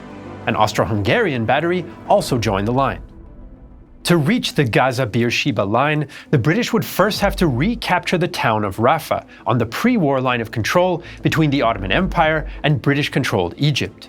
On January 9, 1917, British-led mounted units and armoured cars rushed the Ottoman trenches, dismounted and successfully attacked. This British victory set the stage for an Allied move into Palestine. As the British prepared, both sides waged war in and from the air. The Germans and Ottomans had the upper hand and even bombed the British water pipeline. They also tracked British troop movements, which meant that once the British began their attack on Gaza on March 18th, the outnumbered Ottomans knew what to expect. Murray tried for a coup de main quick attack by sending mounted units to cut off the city from the north, and Anzac and British cavalry even penetrated beyond city limits. But the main ground assault ran into trouble. There was thick fog, the artillery had trouble coordinating with the infantry, and there was confusion in the British chain of command. Entrenched Ottoman defenders also brought down effective fire on the British infantry crossing open ground, even though some attacks succeeded. Our great concern was a certain cactus hedge, from which machine guns might wipe us all out as soon as we got level with it. Worn out and heavily laden, besides their packs, the men carried extra rations, a second water bottle, and extra bandoliers of ammunition. The prospect of having to rush the entrenched and steep slopes was not a pleasant one. But with bayonets fixed and revolvers cocked, off we went with a cheer. The Turks vacated their trenches and ran. The top of the hill was reached, and we rounded up many Turks. Commanders on both sides felt they might be losing the battle, but Murray blinked first. Fearing Ottoman reinforcements might arrive and trap the exposed cavalry, he ordered a retreat, much to the frustration of the Anzacs, who probably correctly thought they were about to take the city. The Ottomans had won a defensive victory, inflicting 4,000 casualties while suffering just 1,300. Murray, though, sent an optimistic but inaccurate report to London exaggerating Ottoman losses. This was exactly what Lloyd George wanted to hear, so he encouraged a follow-up attack. After the First Battle of Gaza, the Ottomans brought in reinforcements, while the British extended their railhead closer to the front. Ottoman and German aerial observation again allowed them to track British preparations, so when the next British attack came on April 17th, they were ready. Murray planned a flanking maneuver, but because of a lack of water sources, the British attacked mostly head-on into Ottoman defences. British warships and artillery again supported the infantry and cavalry, as did several tanks. But the British struggled to advance in the harsh desert conditions, there were too few tanks and heavy guns, and the Ottoman positions were stronger than back in March. Ottoman gunners made short work of the slow-moving tanks. Turkish artillery knocked out one of the tanks from a great distance, and it stopped. Our artillery fire forced the others to turn back, and only one got into the Turkish position. Turkish artillery took care of that one in our first trench line. Heavy and accurate Ottoman fire stopped the British-led forces in their tracks, inflicting 6,500 casualties while taking just 2,000. Lieutenant Brownfield's Scottish unit suffered badly. We were now under direct fire from a number of machine guns, rifles, Minenwerfers, and a battery of artillery. Nearly every man had been killed or wounded, and, in spite of the additional danger of being rushed by the Turks, we were thankful as darkness fell when a few men crawled down a ditch to us and helped to hold the left of the hillside. On April 19th, Murray called off the Second Battle of Gaza, a Central Powers victory that earned Kress von Kressenstein Germany's highest military honor, the Pour le Mérite. So the Central Powers had stopped the British in Palestine, but the situation in Mesopotamia took a very different turn. The Ottomans had inflicted a damaging defeat on the British at Kut in 1916, but now the British had rebuilt their forces and replaced the leadership. 50,000 British and Indian troops of the Army of the Tigris advanced in December 1916, meeting the Ottomans at Kut again in February. This time, the British were victorious. This opened the way to Baghdad, and the Ottomans withdrew. The British entered the city on March 11, 1917, restoring their prestige after Kut and damaging Ottoman morale. The fall of Baghdad marked an opportunity for the British to continue their policy of reshaping the future of the Middle East. In 1916, they and the French secretly agreed to divide the region under the Sykes-Picot Agreement.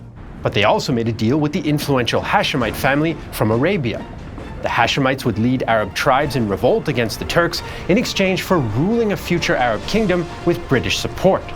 That these two deals were incompatible was a problem London expected to deal with after the war. Just days after taking Baghdad, the British issued a proclamation to win over Arab support.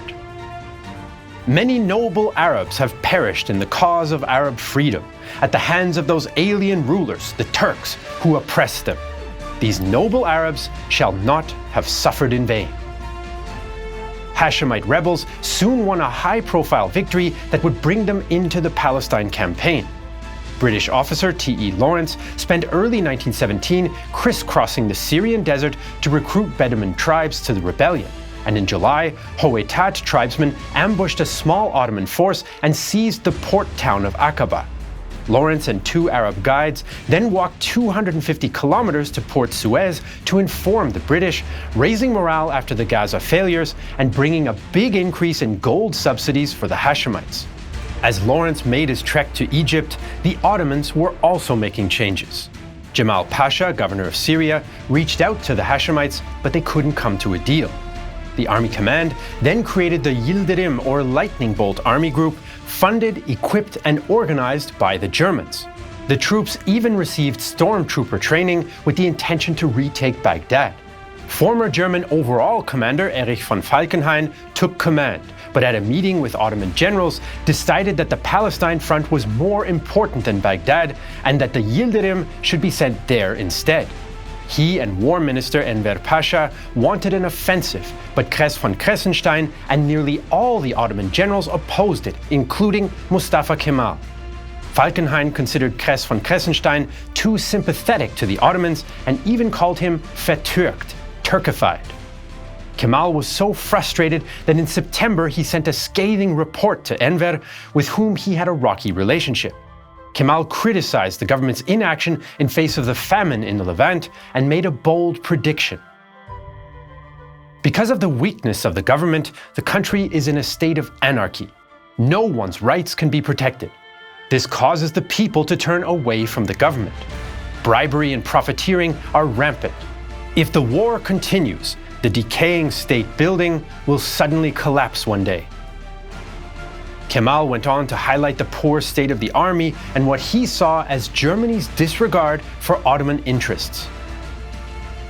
Such a way of dealing with the Germans is against the interest of our country.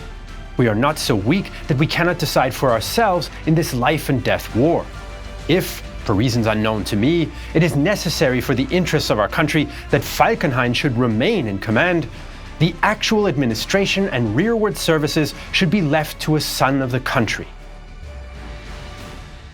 Kemal, who was in command of the 7th Army on the Sinai Front, threatened to resign if there were an offensive or if he had to continue serving under Falkenhayn. Enver replied that the Russian Revolution and expected Italian Revolution would soon turn the tide in the war. So the British had taken Baghdad, the Arabs Aqaba, and the Germans and Ottomans were arguing over strategy. Palestine was still Ottoman, but the British were preparing for another round. In the first 2 Gaza battles, the British had failed despite superior numbers and firepower.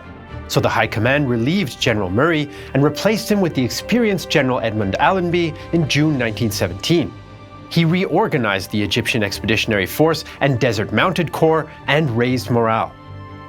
Despite French resistance, fresh British forces arrived from Salonika, along with new Bristol fighters, to take back air superiority. Allenby's new resources were part of a shift in Allied focus. The idea of capturing the Holy Land in the service of the Allied cause of, as they saw it, protecting civilization had gained strength. Privately, British leaders hoped capturing Jerusalem would improve morale on the home front after a series of disasters in Russia, France, and Italy.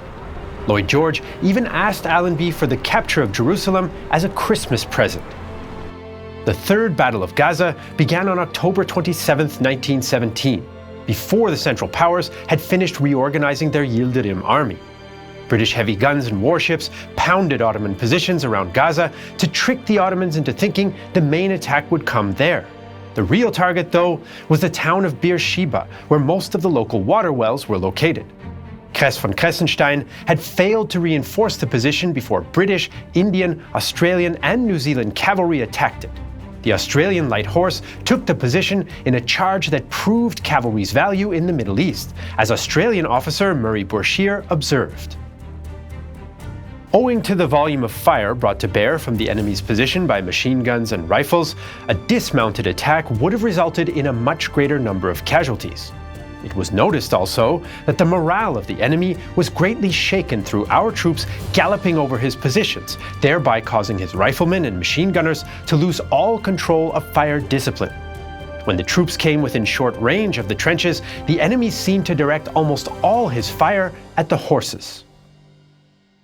The Australians then took the fight into the enemy trenches and chased out the remaining Ottomans with light resistance. Beersheba went on to become a significant battle in Australian memory of the war. With the water sources secure, the British now turned to Gaza and launched their main attack there November 6th after several feints. British-led forces pushed the Ottomans back, though the fighting was intense. A whole heap of men and horses went down 20 or 30 yards from the muzzles of the Turkish guns. The squadron broke into a few scattered horsemen at the guns and then seemed to melt away completely. For a time, I, at any rate, had the impression that I was the only man left alive. I was amazed to discover we were the victors. Kress von Kressenstein ordered a retreat and Falkenhayn dismissed him.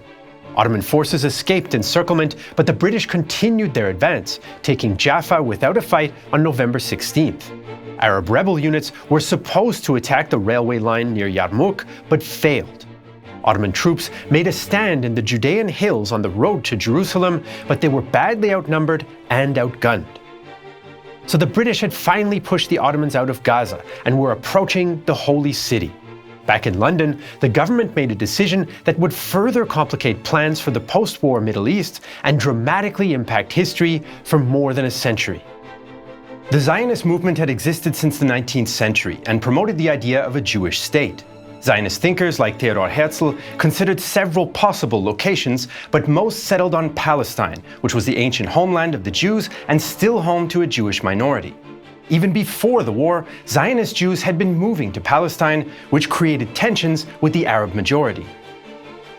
We are a nation threatened with disappearance by the Zionist tide in this Palestinian land, a nation which is threatened in its very being with expulsion from its homeland.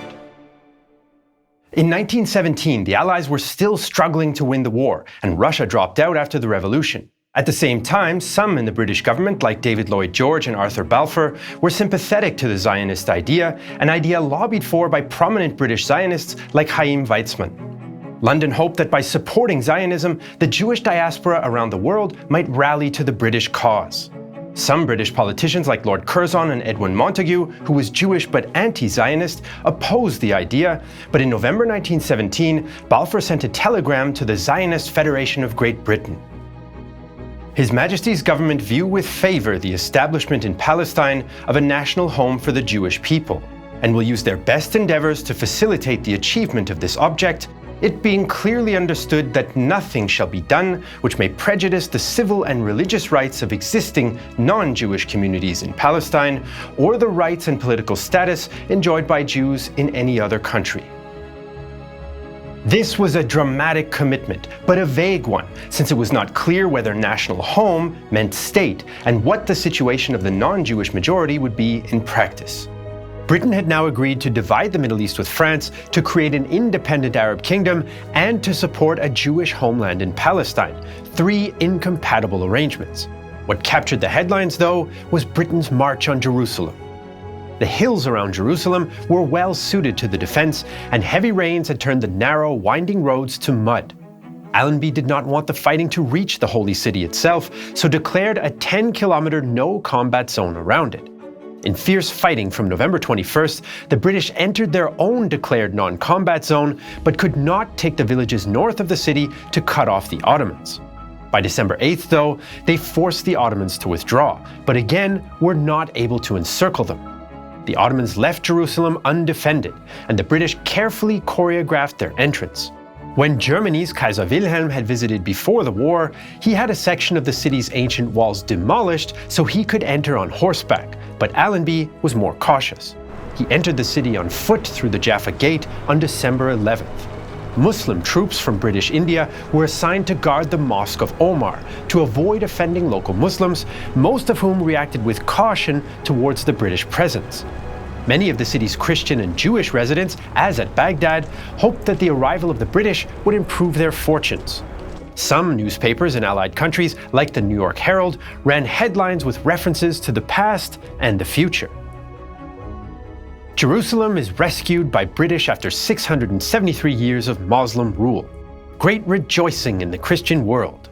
Jews everywhere, in particular, see the restoration of Palestine as part of Allies' program. London asked British newspapers not to refer to the Crusades to avoid offending the Empire's 100 million Muslim subjects, though some still did call it the Last Crusade. Even in staunchly secular France, priests sang a Te Deum at Notre Dame Cathedral. For the Ottomans, the loss of Jerusalem was a heavy blow to morale. Another of Islam's holiest cities had been lost following Mecca and Baghdad, and Medina was still under siege by Arab rebels.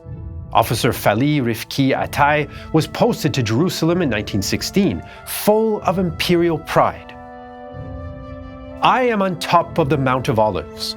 I can see the Dead Sea and Mount Gerizim. Beyond is the entire western coastline of the Red Sea, Hijaz, and Yemen. When I turn my head, the dome of the Church of Resurrection catches my eye.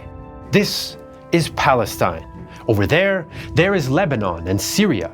On one side, there's the Suez Canal, and on the other, there are cities and deserts, all the way to the Persian Gulf. and our flag flies above them all. I am a son of this great empire. In December 1917, though, his tone had changed. Inside the headquarters, the news, "Jerusalem has fallen," spread like a death announcement. We started gathering up our tears for Beirut, Damascus, Aleppo. It was farewell to the empire and to all its hopes and dreams.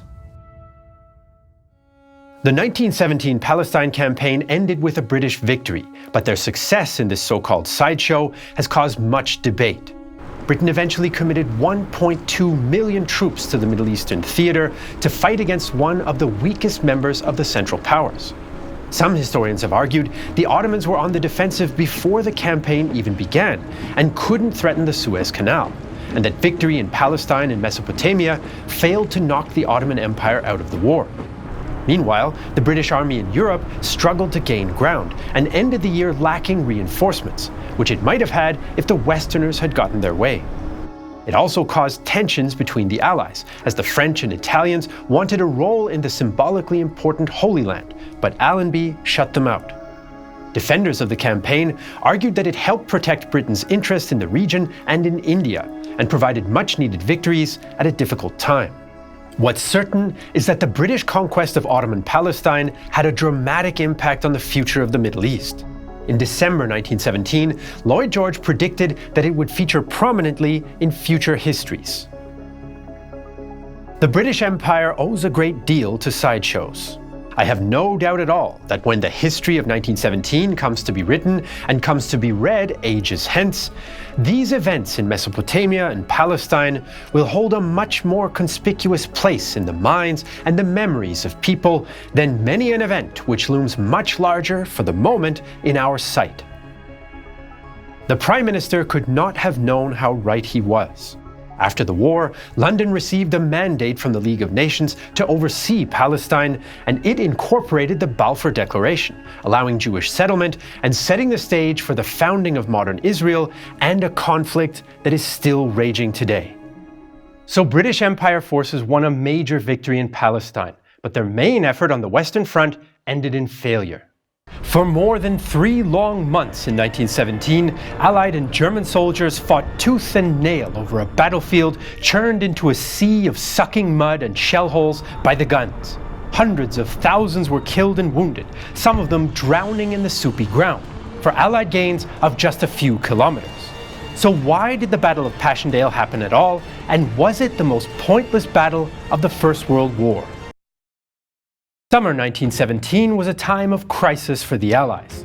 The Italians could make no progress in the Alps, Russia's revolutionary provisional government promised to keep fighting, but its army refused to fight, and the Franco-British spring attacks in the west had also failed. Even worse, part of the French army had mutinied, which limited it to defensive action. Some in London even worried France might be on the verge of collapse. At the same time, German U-boats were waging unrestricted submarine warfare in the Atlantic and had sunk record amounts of Allied shipping that spring. The United States had joined the Allied side in April, but it would take many months before American troops could make any impact at the front. The British Empire was now the only ally that could put serious pressure on Germany, so Field Marshal Douglas Haig developed an ambitious plan. He hoped that an offensive east of the Belgian town of Ypres could solve several problems and potentially change the course of the war. The British Army would move out of its poor tactical positions in the Ypres salient and take the 3 small ridges on the outskirts of town that gave the Germans a local advantage: Pilkum, Broodseinde, and Passchendaele. Once they'd taken this high ground, they could push on towards Roulet, a major German railway and logistics center. If all went well, they'd also capture the Channel ports that housed German U-boats and secure the French Channel ports behind Ypres, upon which British logistics depended.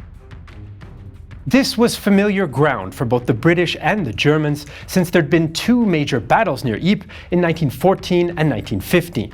That was part of the reason some British leaders, like Prime Minister David Lloyd George, were skeptical of the plan.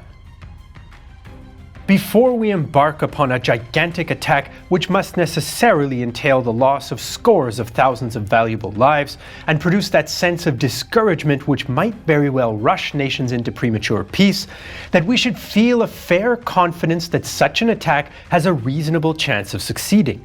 A mere gamble would be both folly and a crime. But the pressure to act in the face of strategic danger was overwhelming, and Admiral John Jellicoe supported Haig by emphasizing the danger at sea. The cabinet approved the plan, and Haig was confident.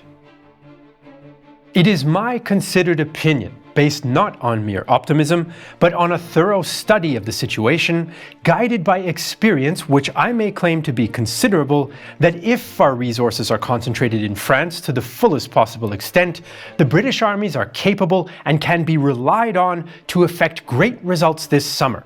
Results which will make final victory more assured and which may even bring it within reach this year. This time, the British Army was much better prepared than in previous campaigns. They had more guns, more experienced troops and commanders, and improved tactics for taking and holding limited objectives. Their small infantry units were also better armed and more flexible, with more light machine guns and hand grenade teams. The British 5th and 2nd Armies, with 30 frontline divisions and 3,000 guns under the overall command of General Hubert Gough, would lead the offensive, with support from the French 1st Army's 6 divisions. Facing them were the 16 frontline divisions and 1,500 guns of the German 4th Army under General Friedrich Sixt von Armin. The Germans, though, had also gotten better. On the Somme in 1916, they'd lost too many men trying to hold the frontline trenches. But in 1917, they'd adopted a more flexible, elastic defense. They expected to lose their thinly manned first line before exhausting and isolating the attackers with a network of mutually supporting strongpoints anchored by concrete pillboxes along several deeper lines of defense. Once the attack had lost momentum, special Eingreif or counterattack units would strike the confused and tired enemy to push them back.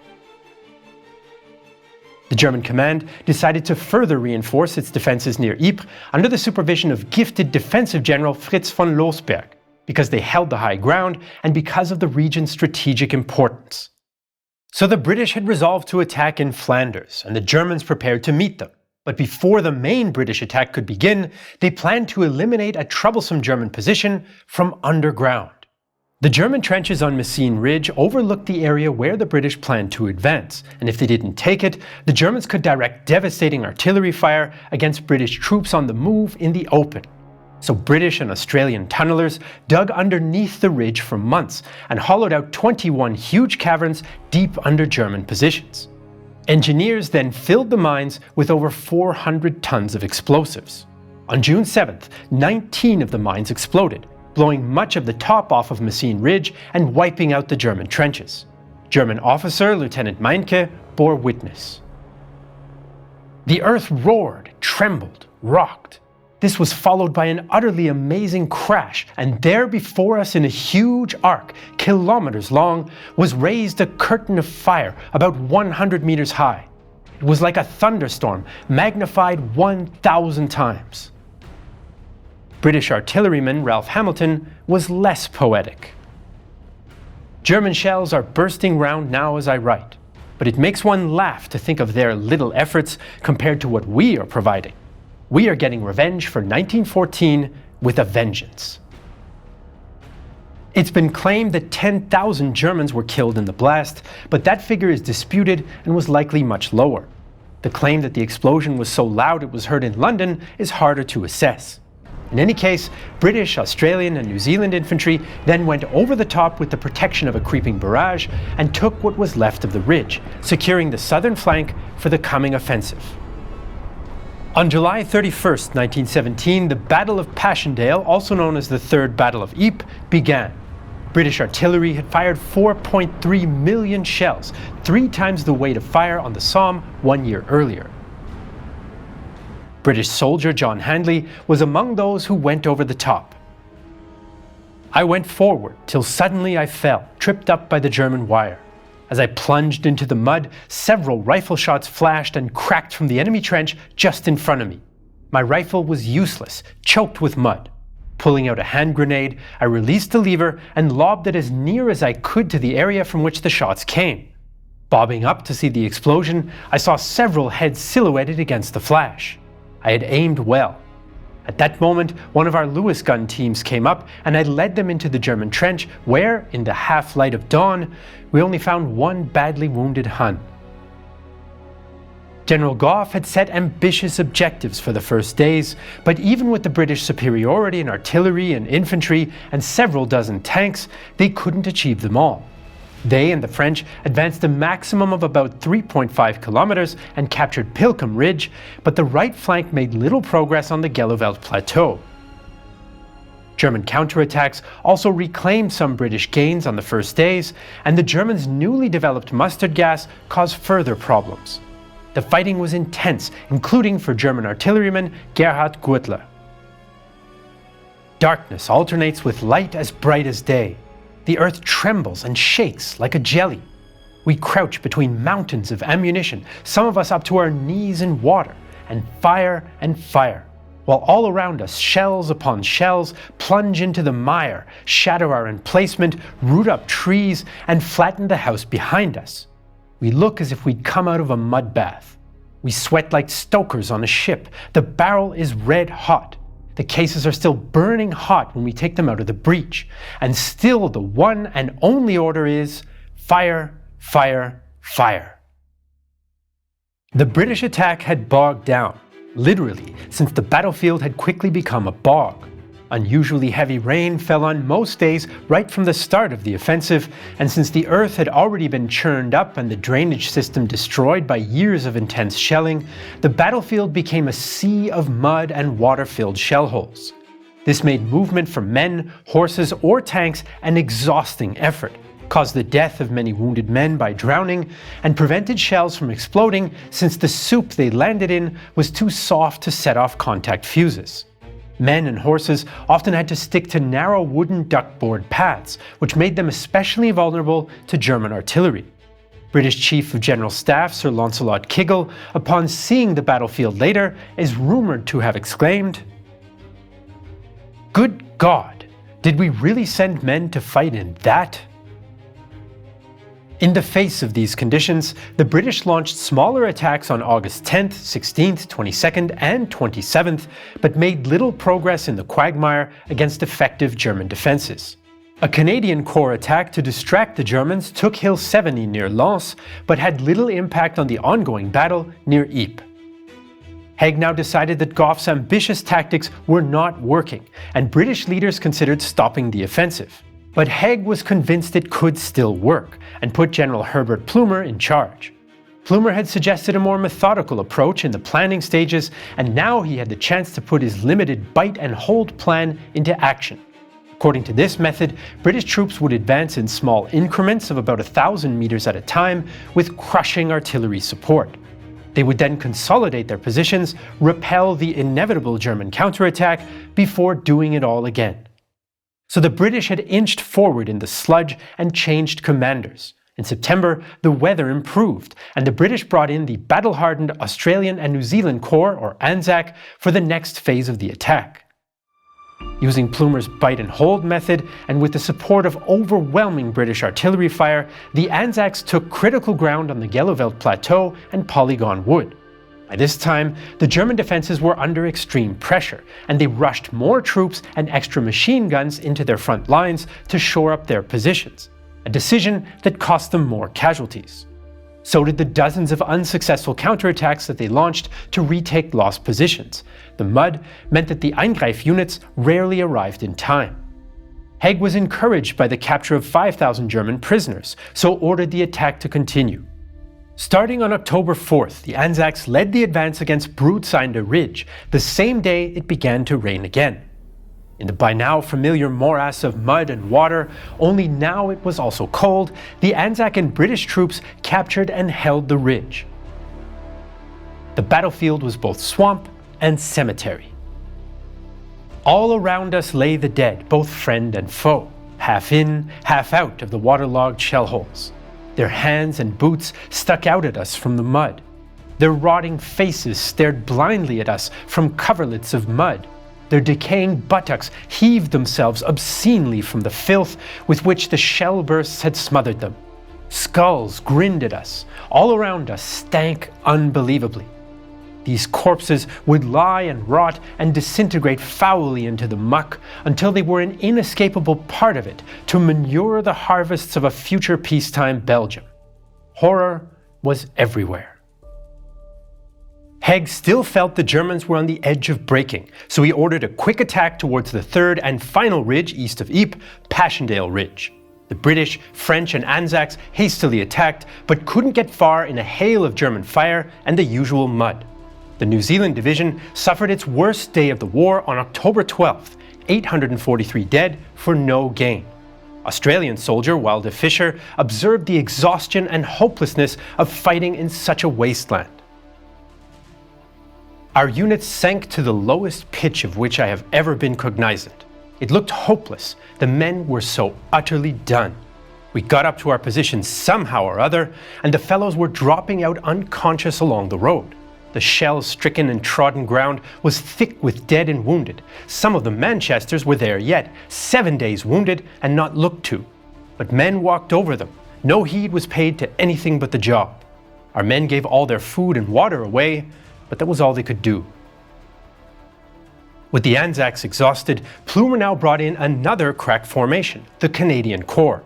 Canadian General Arthur Currie was reluctant to commit to the attack and predicted 16,000 casualties, but ultimately he followed orders. The fresh Canadians faced a powerful but worn-down enemy, as German soldier Ernst Jünger experienced when he arrived at the front in late October. I called out for directions to an NCO who was standing in a doorway. Instead of giving me an answer, he thrust his hands deeper into his pockets and shrugged his shoulders. I sprang over to him, held my pistol under his nose, and got my information out of him that way. It was the first time in the war that I'd come across an example of a man acting up, not out of cowardice, but obviously out of complete indifference. Between October 26th and November 10th, the Canadians went over the top 4 times, gaining a few hundred meters of freezing slop each time. They finally captured Passchendaele Ridge, taking most but not all of the high ground around the village of the same name. As Currie predicted, they took just under 16,000 casualties to do it. Scottish-born Canadian soldier Donald Fraser was hit by a shell as he was bringing supplies up to the front line. I was thrown by the force of the explosion onto my face into the gutter at the side of the road. The first thing that surged through my mind was, am I dead? Am I dead? I saw my horse lying dead half over my right thigh and pinning me down. After squirming for several minutes, I managed to pull my leg out, but the right side of my face was burning and stinging as if someone had stuck hot needles in it. It was full of tiny bits of metal. I started down the road and only then noticed that my right arm was shattered at the shoulder, completely twisted and dangling. So after months of the two armies wallowing in the Flanders mud, the Third Battle of Ypres was over. Casualty estimates vary, but British losses were likely 240 to 275,000, including nearly 16,000 Canadians and about 40,000 Anzacs, along with 9,000 French, while German losses were probably 200 to 220,000. The terrible losses and unimaginable battlefield conditions made Passchendaele, for many in the British Empire, the symbol of the futility of the entire war. British officer Siegfried Sassoon captured some of these emotions in his poem Memorial Tablet in 1918. I died in hell. They called it Passchendaele. My wound was slight, and I was hobbling back, and then a shell burst slick upon the duckboards, so I fell into the bottomless mud and lost the light. The battle has also caused heated debates, including as part of the controversy over Field Marshal Haig's generalship. Why has not Haig been recognized as one of England's great generals? The answer may be given in one word: Passchendaele. But was the battle, as we often hear, really pointless? The British certainly did not achieve their initial goals. They'd advanced about 12 kilometers, but failed to capture all of Passchendaele Ridge, which left them a nearly untenable salient. The Belgian coast and Roulet remained in German hands. Also, 3rd Ypres used up reserves that could have been used to exploit British success a few weeks later at Cambrai. And the battle had damaged the British Army and home front morale, bringing it to its lowest point in the war. There were political consequences as well. Lloyd George judged the battle senseless and blamed Haig. To prevent another Passchendaele, the Prime Minister held back troops in England rather than send them to the front, a decision that cost the Allies badly in spring 1918. As for the Germans, their high command was concerned about the irreplaceable losses they'd suffered, ammunition shortages, morale problems, and their struggles to stop, bite and hold. A staff report even worried at one point that the army in Flanders might break. Quartermaster General Erich Ludendorff later wrote, "The state of affairs in the West in late 1917 appeared to prevent the execution of our plans elsewhere. Our wastage had been so high as to cause grave misgivings and had exceeded all expectation." On the other hand, Ludendorff and other commanders considered Passchendaele an overall defensive victory. The Germans had prevented a breakthrough and still had the strength to go on the offensive on the eastern, Romanian, and Italian fronts while Passchendaele was going on. In hindsight, the German army was not close to breaking. Many historians and General Gough have criticized Haig for continuing the battle for so long. Prolonging the fighting damaged the British army far more than the much larger German army and did not allow for the British to improve their learning curve. And even though Plumer's bite and hold tactics inflicted losses and took some ground, they were not a recipe for an operational or strategic breakthrough in a reasonable amount of time or at a reasonable cost. Others have argued that it's hard to see how the British could have stopped the offensive under the strategic circumstances of the time. German U-boats were still sinking ships, Russia was hardly fighting, and France was still recovering from the mutinies. Stopping or admitting defeat might damage Allied prestige in the eyes of the Americans, who might then have been more likely to force a peace based on stalemate. According to this argument, the British Empire was the only ally that could hit the Germans, and Flanders was the most strategically important area where the British had the means to do it. What is for certain is that the Battle of Passchendaele, whether it was a pointless slaughter or a strategic choice in a situation with no good options, still stirs debate and emotions more than a century later. While the British and Germans wallowed in the mud at Passchendaele, the Germans marched in the east. After the failure of Russia's Kerensky Offensive, the Central Powers took advantage of the collapsing Russian army to attack.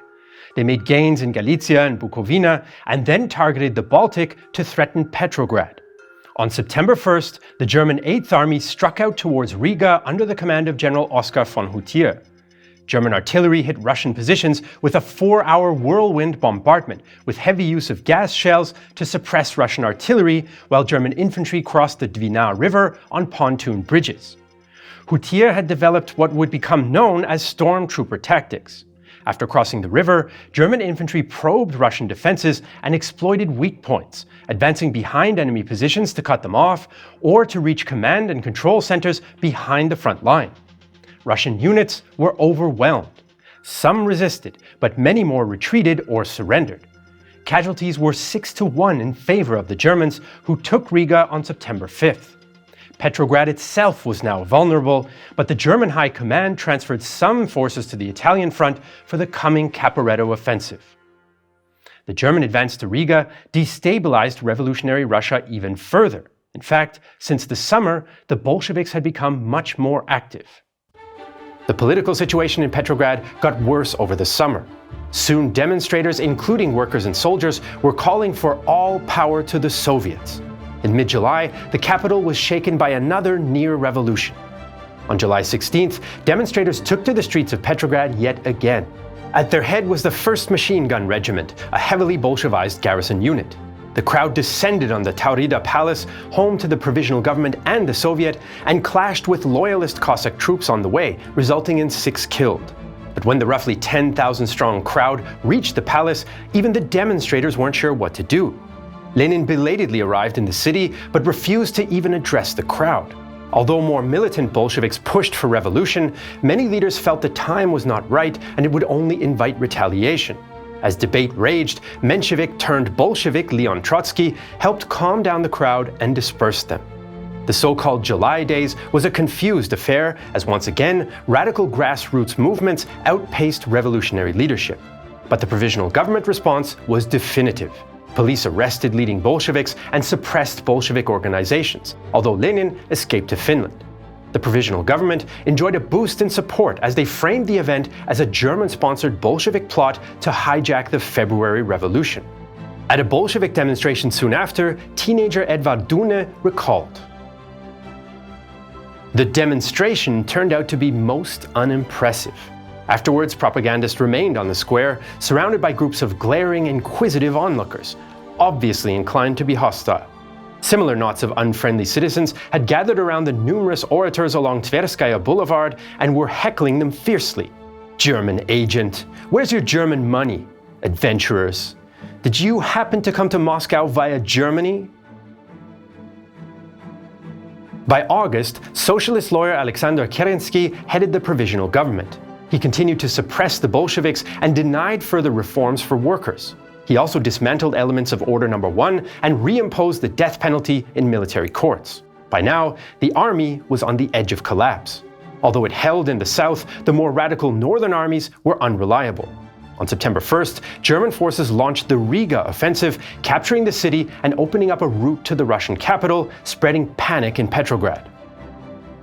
On September 10th, General Lavr Kornilov, commander-in-chief of the Russian army, withdrew troops from the front and sent them to Petrograd, supposedly to restore order.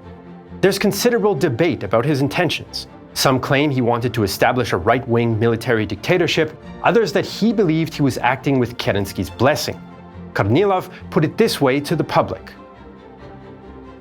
"I, General Kornilov, son of a Cossack peasant, declare to all and sundry that I want nothing more for myself except the preservation of a great Russia, and I vow to bring the people, by means of victory over the enemy, to the Constituent Assembly." However, there was no mass disorder at the time, and Kerensky had given no such permission. Kornilov's confused forces stopped outside Petrograd as workers blocked trains and persuaded the troops to halt. Factory workers, including Bolsheviks, quickly formed Red Guard militia units, but there was no major combat. Kerensky dismissed Kornilov and had him arrested. The Soviet leadership saw grassroots workers' resistance as instrumental in preventing a coup, and although the Bolsheviks played no special part in organizing it, they benefited afterwards. Kerensky stopped police repression of Bolsheviks and allowed them to gather 40,000 rifles for their Bolshevik military organization. After months on the political fringe, the Bolsheviks also achieved an electoral success, gaining a majority in the Soviet's workers' section. Lenin, still in hiding in Finland, told his followers to prepare for armed insurrection, although not all Bolsheviks agreed. Having gained some political legitimacy, they preferred to wait for the Constituent Assembly elections. But Lenin and his supporters argued the Bolsheviks were unlikely to gain a majority, and the German threat to Petrograd required action. Trotsky supported Lenin's argument, which won out, and they made plans to strike before the Second Congress of the Soviets in early November 1917. Rumors of another potential revolution soon spread across Petrograd, but only around 6,000 of the garrison's 160,000 men were staunch Bolsheviks. Belatedly, Kerensky orders the garrison to remove Bolshevik-appointed figures and surround the Bolshevik headquarters in the Smolny Institute. However, Kerensky has even less support in the garrison, and although troops cut off strategically important bridges, they take no decisive action against the Bolsheviks. On November 7th, October 24th in the old-style calendar, Bolshevik Red Guards sprang into action and often simply took over from garrison troops at key buildings and locations. There's almost no armed resistance, and Petrograd remained relatively calm. Only at the Winter Palace, the headquarters of the provisional government, was there a small-scale battle. Bolshevik revolutionaries fired artillery from the Peter and Paul fortress and brought up the battlecruiser Aurora to support the attack, even though the ship could only fire blanks. After a confused assault against remaining officer cadets and female soldiers of the pro-government Women's Death Battalion, the provisional government surrendered and Kerensky escaped. Minister of Justice Pavel Melyantovich recalled the Bolshevik advance through the building. The noise grew all the time, intensified, and swiftly, with a broad wave, rolled towards us. It penetrated and seized us with an unbearable fear, like the onslaught of poisoned air. As few as 5 people died in Petrograd, but in Moscow, there's more violence. The Bolsheviks had less support there, and there were more government troops. 15,000 armed workers seized important buildings and junctions before heading to the Kremlin. Fighting caused 700 casualties before the provisional government forces surrendered on November 13th. During the chaos, the army did nearly nothing. Kerensky only gathered 700 Cossacks to try to retake Petrograd, and the Red Guards defeated them at Pulkovo Heights. While many rank-and-file soldiers sided with the government, Kerensky's handling of the July offensive and Kornilov affair tanked his popularity. Many officers, on the other hand, sided with Kornilov, whom they saw as one of the few competent commanders remaining. It was also unclear who was in charge of this latest revolution. The Bolsheviks carried out the revolution under the guise of the Petrograd Soviet's Military Revolutionary Committee, which suggested wider support for their action within the Soviet. However, Mensheviks and SRs were not involved in the revolutionary violence. Many soldiers supported the Soviet and adopted a wait-and-see attitude. It soon became clear this was a Bolshevik takeover. Some have defined it as a coup rather than a revolution. They transferred all power to the Soviet, and the Mensheviks and SRs quit in protest. Instead of electing a new executive committee as expected, Lenin created an all-Bolshevik Council of People's Commissars.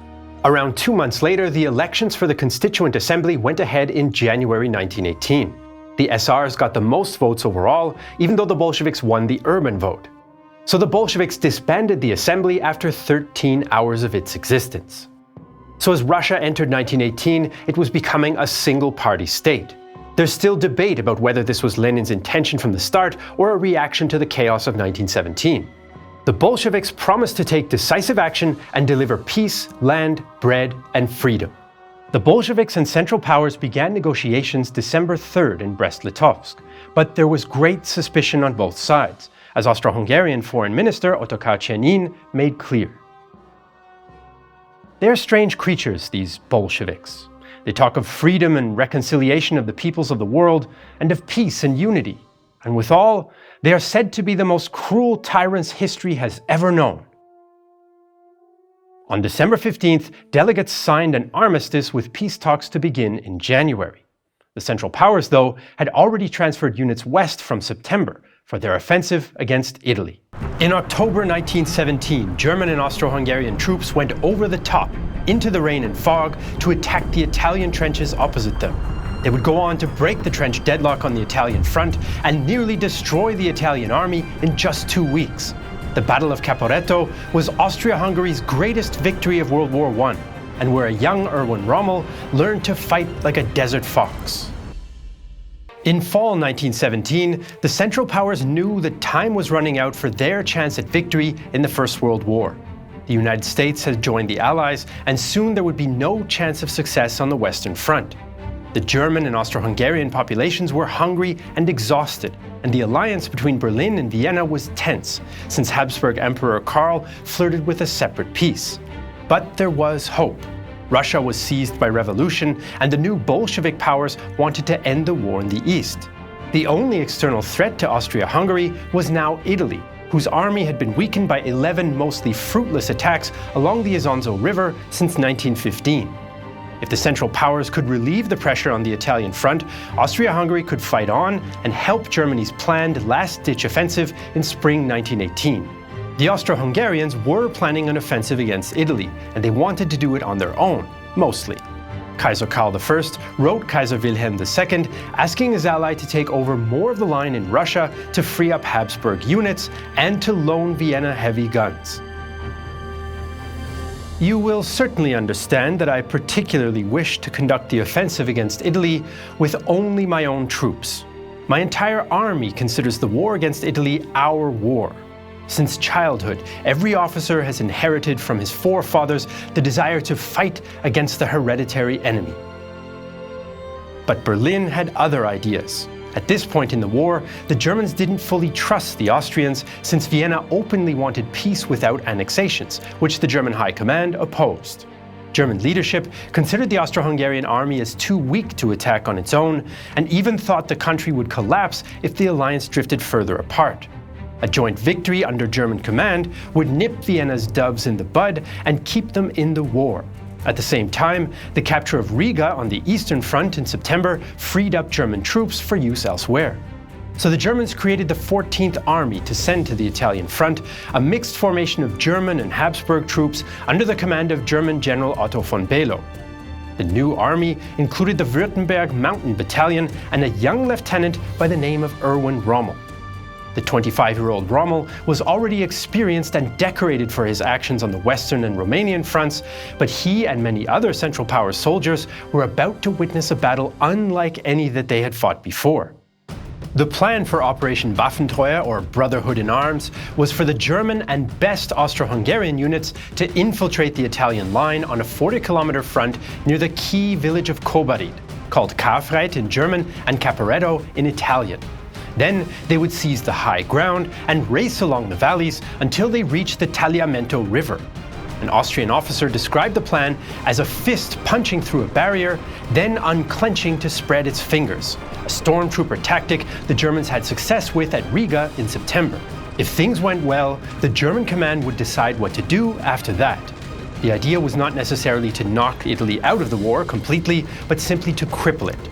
The Central Powers had about 350,000 men and 2,500 guns ready for the attack, facing about 250,000 Italians and their 1,300 guns. Still, it wouldn't be easy. Logistic routes ran over narrow mountain roads, there wasn't enough locomotives and railway cars for supplies, and their troops were already short of food, cigarettes, and even salt. The weakened Austro-Hungarians had also narrowly avoided defeat at the 11th Battle of the Isonzo in September. And those Italians were not ready. Morale had suffered due to repeated attacks with no breakthrough over the previous 2 years, and the excessive discipline of overall commander General Luigi Cadorna. Italian positions were vulnerable with their backs to the Isonzo River, and the High Command failed to ensure proper defensive measures had been taken, partly because Cadorna was distracted by political intrigues in Rome. The British cabinet was not impressed with its ally. The Austrians are suffering more from the lack of food and drink than from Italian fire. On the eve of battle, 2 Austro-Hungarian officers, 1 Romanian and 1 Czech, deserted and alerted the Italians to the danger.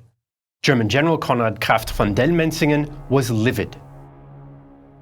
With such a Völkerbrei, which contains such oppositional and inferior elements, one can no longer undertake something in common. These are the fruits of Kaiser Karl's amnesty of traitors. We will send our army command a serious report of how things stand with this country. Despite the defections which the Italians ignored, the Central Powers launched their offensive in the early morning fog on October 24, 1917. German and Austro-Hungarian guns delivered a short but intense 4-hour bombardment, including massive amounts of poison gas. The shelling and mix of different gases, called Buntschießen because of the different color codes for the gases, caught the Italians by surprise. Irritating gases forced the men to remove their masks, and then they inhaled deadlier chemicals. Central Powers infantrymen went over the top and quickly found weak spots in the Italian defenses to exploit. Among them was Erwin Rommel, who noted the success of German and Austro-Hungarian counter-battery fire. It was a dark and rainy night, and in no time, 1,000 gun muzzles were flashing on both sides of Tolmain. In the enemy territory, an uninterrupted bursting and banging thundered and re-echoed from the mountains as powerfully as the severest thunderstorm. The Italian searchlights tried vainly to pierce the rain, and only a few hostile batteries answered the German fire. The Central Powers' success was more complete than even they had hoped. Their forces burst out of the Tolmain bridgehead and around Jaga, capturing or bypassing the most important Italian positions. Confusion reigned in Italian lines as whole units found themselves outflanked, surrounded, or suddenly overlooked by enemy forces they hadn't expected. Tens of thousands surrendered. Italian Lieutenant Carlo Gadda's unit was among them, and he could barely stand the shame on the long walk to an Austrian prisoner camp. Marching from midnight to 8 a.m., horror, extremely sleepy and exhausted. The end of hope, annihilation of interior life. Extreme anguish for the fatherland. Other Italian soldiers felt relief that the war might be ending and that they might get out of it alive. Units who could retreated pell-mell, and some officers even abandoned their men. Positions that had been conquered at the expense of hundreds of thousands of Italian lives were given up without a fight as rivers of disorganized men streamed westwards, although some Italian troops did resist. At first, Italian High Command had no idea of the scale of the disaster. Cadorna only learned of the attack late in the morning, and news arrived piecemeal. Second Army Commander Luigi Capello ordered his reserves forward, but the confusion and panic prevented any effective command and control.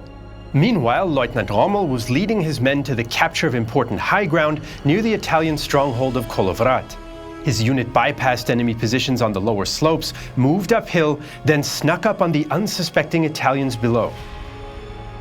We went downhill through the bushes with our machine guns and carbines at the ready, and we soon saw the hostile position below us. From above, we looked down on the bottom of the trench. The enemy had no cover against our fire. The enemy did not suspect what threatened him. The assault squads made ready, and we shouted down to the hostile garrison and told them to surrender. Frightened, the Italian soldiers stared up to us at their rear. They knew they were lost and gave the sign of surrender. Many Central Powers units achieved similar successes, and Italian resistance crumbled. On the afternoon of the first day, they blow some of the bridges over the Isonzo, but quick-moving German and Austro-Hungarian troops capture others intact and soon capture Caporetto.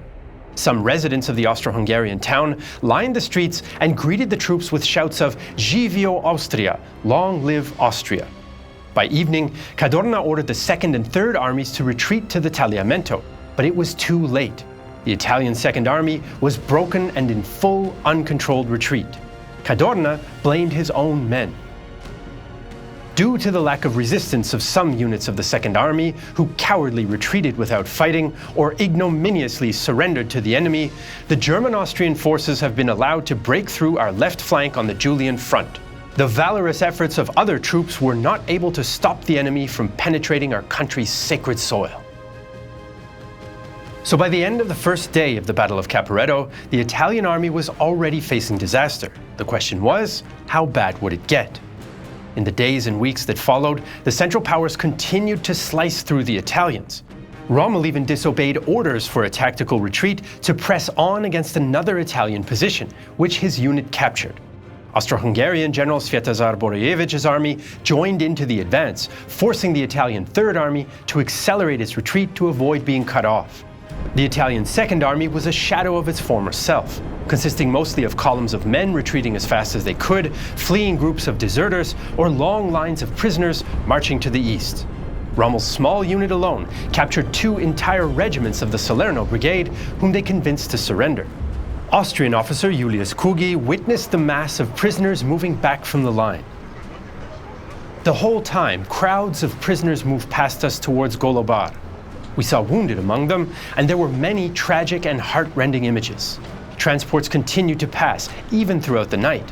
They were all hungry and exhausted, but since we ourselves had nothing to eat, we couldn't help them. Back on the battlefield, by October 29th, Austro-Hungarian troops were closing on the Tagliamento River. The panicked Italians blew up the Eiffel Bridge, trapping 2 entire divisions on the eastern bank and condemning most of them to captivity. Draconian orders allowed officers to execute stragglers at will, scenes that Red Cross ambulance driver Ernest Hemingway would later work into his novel A Farewell to Arms. The Italian rout continued across the river, but former Austro-Hungarian overall commander Franz Conrad von Hötzendorf's army made slow progress in the north. Some German generals expected Conrad might be able to Sedanize the Italians and cut them off from the rear, but these hopes went unrealized. German commanders decided to press on farther than originally planned, and the other Central Powers armies continued their race across northern Italy, crossing the Livenza River on November 6th. The advance and news of victory brought joy to an exhausted Austro-Hungarian public. Newspapers wrote of the Wunder von Karfreid, the miracle of Caporetto, and the government launched a war bonds campaign with the enthusiastic support of the Catholic Church. In the last few days, our glorious armies have begun a splendid offensive against the hereditary enemy and have not only wrung from him the fruits of his 11 Isonzo battles, but have driven him deep within his own country. Obviously, heaven is with us. God himself has put us in the right mood for the 7th war bond. Kaiser Karl, Kaiser Wilhelm, and Bulgaria's Tsar Ferdinand all visited the liberated and occupied areas as well. But their forces were also suffering from exhaustion, hunger, and shortages of supplies. As a result, once they crossed the border into Italy, they began looting and destroying the property of some Italian civilians. Austrian officer Ludwig Hessheimer witnessed the desperation. Emaciated Austrian soldiers in torn, filth-soaked uniforms, without underclothes, stared vacantly out of bloodshot eyes ahead. So they hurried and gasped forwards for days, without rest, without sleep, without food, just forwards, forwards. The two Central Powers' distrust also caused other problems. Borojevic held up some German units under his command so his own forces could destroy the Italian Third Army, but they failed to do so. There were also reports that Austrian intelligence officers put German units under surveillance to make sure they wouldn't mistreat the liberated Austro-Hungarian population. On the Italian side, Cadorna's initial hopes of a fighting retreat proved to be fantasy, and he even briefly considered the idea of a separate peace. And he also wrote his son that the men didn't want to fight and that he himself had a clear conscience. Rome was not so calm in the face of disaster and the possible loss of Venice. In Parliament, socialists and anti-war liberals brought down the government, and Cadorna opponent Vittorio Orlando became the new prime minister. Orlando's government also asked Britain and France for help to stem the tide. London and Paris were worried that Italy might drop out of the war or collapse in revolution like Russia had a few months earlier. They quickly sent several divisions and eventually deployed 200,000 men on the Italian front. But there were tensions. British General Douglas Haig said the Italians were a wretched people, and a British General Staff report was less than generous. Italy is an additional burden on us, and moreover, Italy is similarly unreliable to France. One topic the three allies did agree on was that Cadorna had to go. General Armando Diaz took over command and relaxed the needlessly harsh discipline that had undermined morale. So Italy was buckling under the pressure, but the Central Powers' advance was also slowing down. The Italians managed to reposition their forces and bring up reinforcements in time to make a stand along the Piave River in mid-November, before the French and British units arrived in the line. Engineers blew the bridges, and overstretched Austro-Hungarian forces could not push the Italians off the heights around Monte Grappa to outflank the Italian line. The Italian army, including many young soldiers of the draft class of 1899, stood firm, and the battle was over. Austrian commanders complained that the Germans refused to help them, and the Germans complained that the Austrians were too slow. All the same, their forces had advanced about 150 kilometers in just 17 days, and removed any Italian threat to the Austro-Hungarian heartland. The Central Powers' victory at Caporetto, though, came at a cost. The Italians lost about 40,000 killed and wounded, 290,000 prisoners, and between 250 and 400,000 deserters and stragglers. Germany and Austria-Hungary lost 50 to 70,000 killed and wounded. They also captured valuable supplies, like nearly 1 million greatcoats, 10 million rations, coal, and 3,000 guns. The battle caused a wave of refugees as well, up to 1 million, including some 250,000 ethnic Italians who fled from recaptured Austro-Hungarian territory. There were so many that Rome had to create support programs to resettle them across the kingdom, although this did not prevent widespread suffering and sometimes unfriendly attitudes on the part of local Italians toward enemy citizens from Austro-Hungarian lands. Nearly all faced similar hardships to this woman. I was brought here to this town in Puglia. Here you cannot even find water to wash, and I have to pay a high price for it, meeting this expense from my small daily wage of 2 liri. With the huge increase in the price of food, I have to see to all my needs out of these 2 liri. I cannot even go out from my shelter to look for a decent job, since I'm ashamed to look so shabby and to be so badly dressed. Ironically, Austria-Hungary's greatest victory of the war proved to be a Pyrrhic one, as it brought it closer to collapse. With the crippling of Italy, the Central Powers had now defeated Serbia and Romania and forced Russia into revolution. Vienna's war was nearly won, but society was on the edge. The Caporetto offensive had required so many trains and use of railways that precious food, already in very short supply, could not reach the cities in the Austrian half of the empire. After the initial euphoria of victory, this worsened the hunger and discontent of an already war-weary population on the brink of collapse. Austrian bureaucrats had warned of this danger before the offensive began, but the military command took the risk. The shock of Caporetto caused the Allies to create a Supreme War Council to better coordinate their efforts. Despite an Italian investigative commission after the war, the defeat also contributed to Italian feelings of humiliation and recrimination that caused political turmoil for years after the armistice. These were made worse by Cadorna and other nationalists blaming the defeat on treachery from within. Caporetto was also a watershed moment for Erwin Rommel. He received Germany's highest honor, the Pour le Mérite, for his actions during the battle, and he was promoted to captain. After the war, Rommel drew on his experiences at Caporetto in his influential book Infantry Attacks, which emphasized speed, risk, and deception when on the offensive. He would apply these principles again alongside Italian allies just 20 years later. The Central Powers' success at Caporetto also involved their superiority in the air, and the air war saw critical changes in 1917. On the Western Front, the Germans started the year with the advantage, as their pilots were better trained and their Albatross models performed better. In so-called Bloody April, German flyers shot down 275 British planes and killed 421 aircrew. The Germans also introduced new tactics, combining fighter planes into larger groups, the first of which was commanded by Manfred von Richthofen, and the Allies soon followed.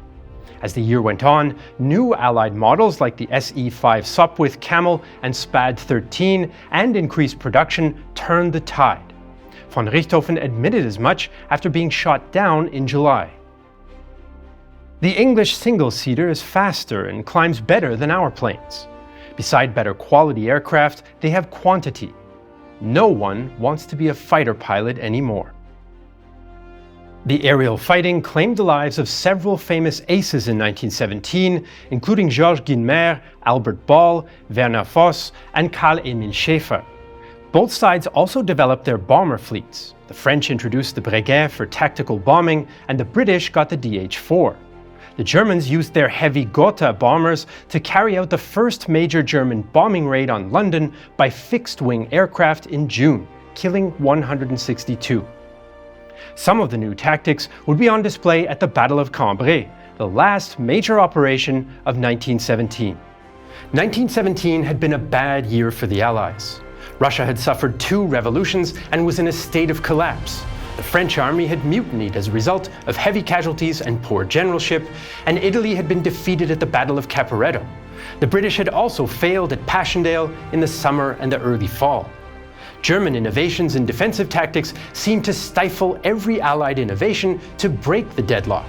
The Germans had gone over to the defensive in 1917 and had made a partial retreat to a new and even more powerful defensive system called the Hindenburg Line by the British and the Siegfriedstellung by the Germans. It was considered so strong that weaker German formations were sent there to recover from fighting elsewhere. Oberleutnant Zindler of the 54th Division recalled. The sector was excellently fortified with very broad, exceptionally strong wire entanglements and good deep dugouts. It was therefore called the Sanatorium of the West. If the Allies hadn't been able to break through the German positions before, the task might seem even more daunting now, especially given the pressure on the British to carry more of the load. Even during the years of stalemate, the British were also learning and adapting even as they fought battles of attrition and failed to sustain breakthroughs of German defenses. The Battle of Cambrai is famous for being the first large-scale tank battle in history, but it was not the first time that tanks were used. The British had first put tanks in the field in September 1916 at the Battle of the Somme, but the new weapon made little difference. There were too few of them, they were slow, and they were extremely unreliable, particularly in muddy conditions. The Brits also used tanks in the spring 1917 offensive around Arras and Vimy Ridge, but they were not decisive there either. By late 1917, though, they were available in much larger numbers, and 476 new Mark IVs would be ready for the next offensive. Tank Corps commanders were anxious to have another chance to show what their new weapons could do, and Tank Corps Staff Officer JFC Fuller began developing plans for a local attack in the Cambrai sector, which had been relatively quiet. This sector was held by General Sir Julian Byng's Third Army, whose artillery commander, General Henry Tudor, had been developing offensive plans of his own. These plans were combined and expanded into what would turn into the Battle of Cambrai in November 1917. Now, tanks get a lot of attention, but they were only one component of the British Army in 1917. The infantry, the cavalry, and especially the artillery would all play their part in the coming offensive. And this combined arms warfare would come together for the first time at Cambrai and change the nature of war on the Western Front in 1918. Coordinating the efforts of the different branches of the army wasn't new, but it was extremely difficult, and constantly changing technology made it even more so. This was especially true in terms of the artillery. The British had a lot more, and critically, a lot more heavy artillery in late 1917 than they had before. Light field artillery like the 18-pounder was effective at firing at infantry, but heavy guns like the 6- and 8-inch pieces could destroy trenches and fortifications. And the British had started to use heavy artillery differently. The old technique had been to spend days pounding the German positions to destroy them and allow the infantry to then walk in against light resistance. The artillery would conquer and the infantry would occupy. But there were problems with this tactic. There could be no element of surprise, and it limited the number of British guns that could target German batteries to suppress them. When they did target German guns, they had to fire off a few rounds to adjust their aim, a practice called ranging, which gave the Germans time to react. The most that could be achieved was a limited bite and hold tactic of grabbing a small piece of tactically valuable land, which had been done throughout 1917. To get over these problems, several innovations came together in time to be used at Cambrai. Teams of spotters tracked the muzzle flashes of German guns and the sound of the guns being fired. Through careful triangulation, the location of the German guns could be worked out without any ranging fire giving away the British intentions. Coupled with evidence from aerial photography, detailed maps of the entire front were produced, which the gunners could then use to target their fire when the attack began, and not before. For Cambrai, the barrage would be a surprise, would be short, and would target enemy guns accurately, as well as support the infantry. So the artillery worked with the Royal Flying Corps and with the infantry. But the infantry and the tanks would also have to work together much more closely than they'd ever done before. How exactly the tanks should be used was a point of contention between 3rd Army Commander Julian Byng and Tank Corps Staff Officer JFC Fuller. And we asked the curator of the Tank Museum, David Willey, to tell us more about the meticulous preparations of the Tank Corps before the Battle of Cambrai. Now, Fuller argues with Byng's headquarters staff, saying, why haven't we got a reserve of tanks to exploit any gaps made?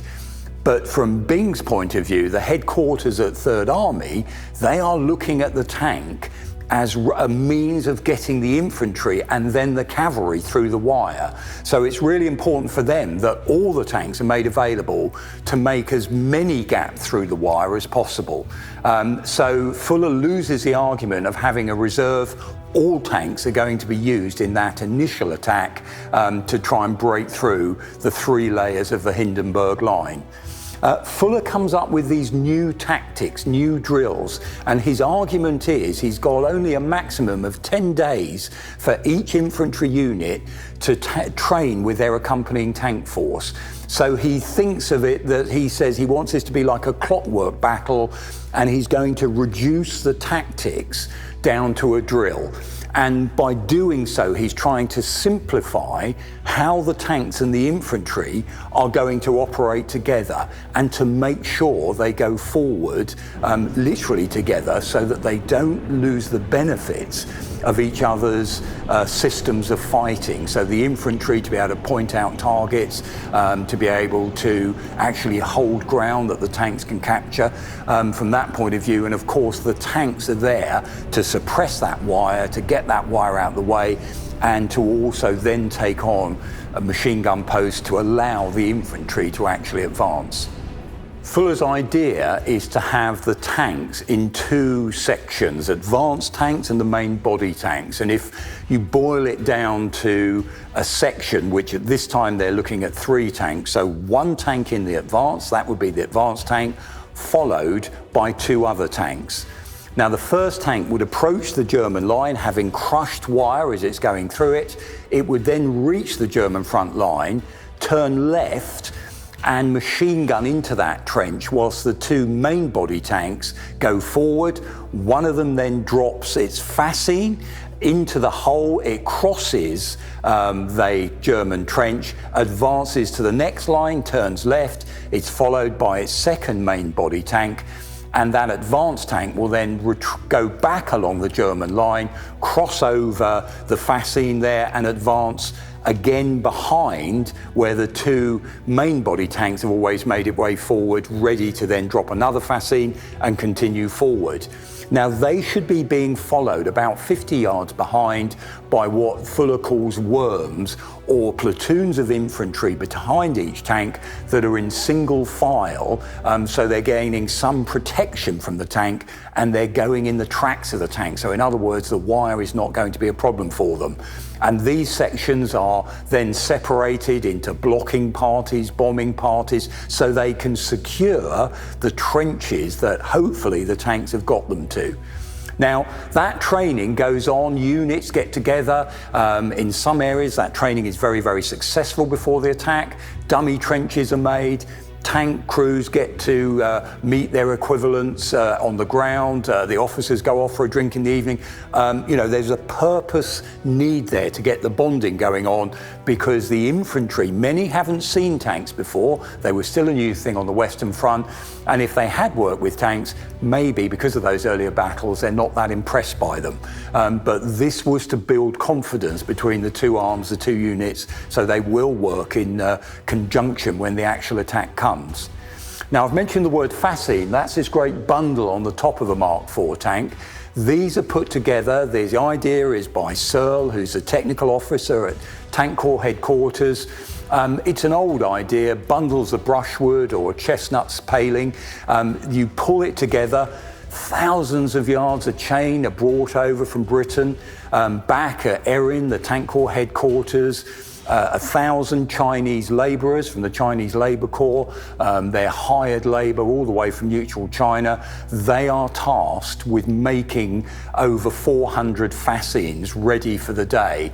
And basically chain ties up that great big bundles of about 1.5 tons of wood, and they can be let go by a lever in the driver's cab as you reach a German trench. It drops in the trench. German trenches, as I mentioned, about 2.5 meters wide. The tank alone will not cross them. So by having that gap filler, that fascine, the tanks can cross and advance. So all this energy, all this effort goes into making sure that we have a system in place that the infantry and the armour will cooperate. The key element being that the tanks will be going forward to clear the wire. They actually get grapnels to rip some of that wire out with 2 wire cutting tanks going forward, turning apart, take away that wire in huge belts, as you can see. There's a wonderful description, couldn't even push a broom handle through it. It's that thick, this wire.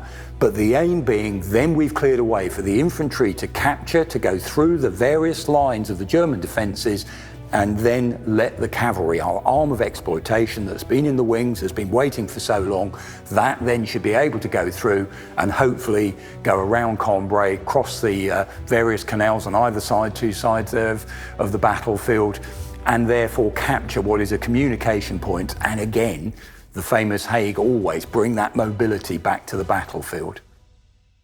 One of the Tank Corps officers who was involved in the training, Major William Watson, recalled cooperating with the infantry before Cambrai. We trained with the splendid 51st Division for 10 days, working out the plans of our attack so closely that each platoon of Highlanders knew personally the crew of the tank which would lead it across no man's land. As far as was humanly possible within the limits of time, we discussed and solved each other's difficulties until it appeared that at least on one occasion, a tank and infantry attack would in reality be a combined operation. The Royal Flying Corps also trained to bomb German communication and supply lines, artillery batteries, and airfields to directly support the ground attack. This would prevent German return fire and allow the cavalry, which was far faster than the tanks, to exploit the expected breakthrough. On the eve of the attack, Lieutenant Arthur Gould Lee flew over the British lines and commented on the combined arms forces he saw below. Every village in the forward zone is crowded with troops, including artillery and masses of cavalry with horse lines everywhere. And there are hundreds of tanks around too. From the air, you see their tracks sprawling across the countryside. Obviously, a big push is coming any time now. Before that big British push came at Cambrai, the Germans had also been preparing and adapting to Allied tanks. We talked to David Willey again about the various ways that the Germans had in dealing with enemy tanks. When the Germans first saw the tank in September of 1916, there was obviously initial alarm. It engendered fright in some of the frontline troops, even though it wasn't that successful on those very first tank attacks. It led the German High Command to first of all start their own tank program, which leads with Hans Vollmer designing the A7V tank. But they also think they need to find methods of defeating the tank on the battlefield. That entails they get 50 new batteries of 77mm field guns. They're made on smaller wheels. This is over a metre high on this 77mm gun. A metre wheel means it's lower. They only have 4 horses to manoeuvre it instead of the usual 6. And they place these new batteries in frontline positions with the initial instructions: you are not there for counter battery work or normal bombardments. You are only there to be wheeled out or manoeuvred out of emplacements if a tank attack occurs. Now, as we know, the British don't use tanks again till the following year at Arras, and then later at Messines. So there is a relaxation in the German attitude to the tank, as if it's maybe not the threat they first thought it was. So a lot of these batteries get redeployed and reused as standard artillery rather than that anti-tank role. Now, the Germans have already issued a 7.92 SMK armour-piercing bullet to frontline troops. They're hard to make. They've got a nickel steel core which can penetrate quite a bit of armour plate, and they're in the front line already because they're using them for sniping at things like sniper shields that are metal shields, sometimes set in embrasures in the front lines, in the trench systems. Now, the Germans capture a Mark II tank at Bullecourt, part of the Arras battles, and it's taken away for firing trials. Now, that Mark II does not have proper armour plate on it. It is just boilerplate. It was actually intended only for training and not to be used in the front line. So the Germans are doing their firing tests against this vehicle, and they say to the frontline troops, look, the SMK bullets alone, the 7.92, easily go through the armour protection. We don't think you guys have too much to worry about. And again, that's a falsehood that takes a long time before the Germans realise, even though they later capture a Mark IV tank, it's quite some time before they realise they were looking at a training tank with that Mark II. In the background, there's other ideas they put together. They are looking at using their anti-aircraft guns, their flat K vehicles. These are basically sometimes wheeled, sometimes half-track vehicles with an anti-aircraft gun, so they're manoeuvrable behind the front line. They have a 77mm high-angle gun. They realise they can use those. They can deploy them relatively quickly to where they think tanks might be operating, and they are. Some of those are used at Cambrai. They also look at much more simple ideas. The mine thrower, the Minenwerfer that they're using in the front lines, they change the mount for it so it can actually fire its bomb at a lower trajectory straight towards an oncoming tank. They, in October of 1917, put in the order for a large anti-tank rifle. That becomes the T-Gewehr, firing a 13mm bullet. But they also look at ideas, very simple ideas, making their trenches wider, so the standard length tank would drop into it. We end up extending the length of our tanks to counteract that.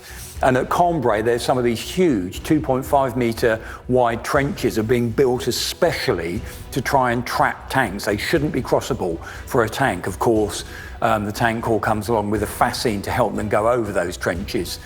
They also dig simple tank pits. That's a 4 metre by 4 metre hole in the ground, sometimes filled with water, and the idea is camouflaged or covered with sticks and brush or a camouflage net, and the idea is where they think they can channel tanks because of the landscape or various other blockages, they can channel tanks. That's where you build your tank trap, so the tank will actually fall into it.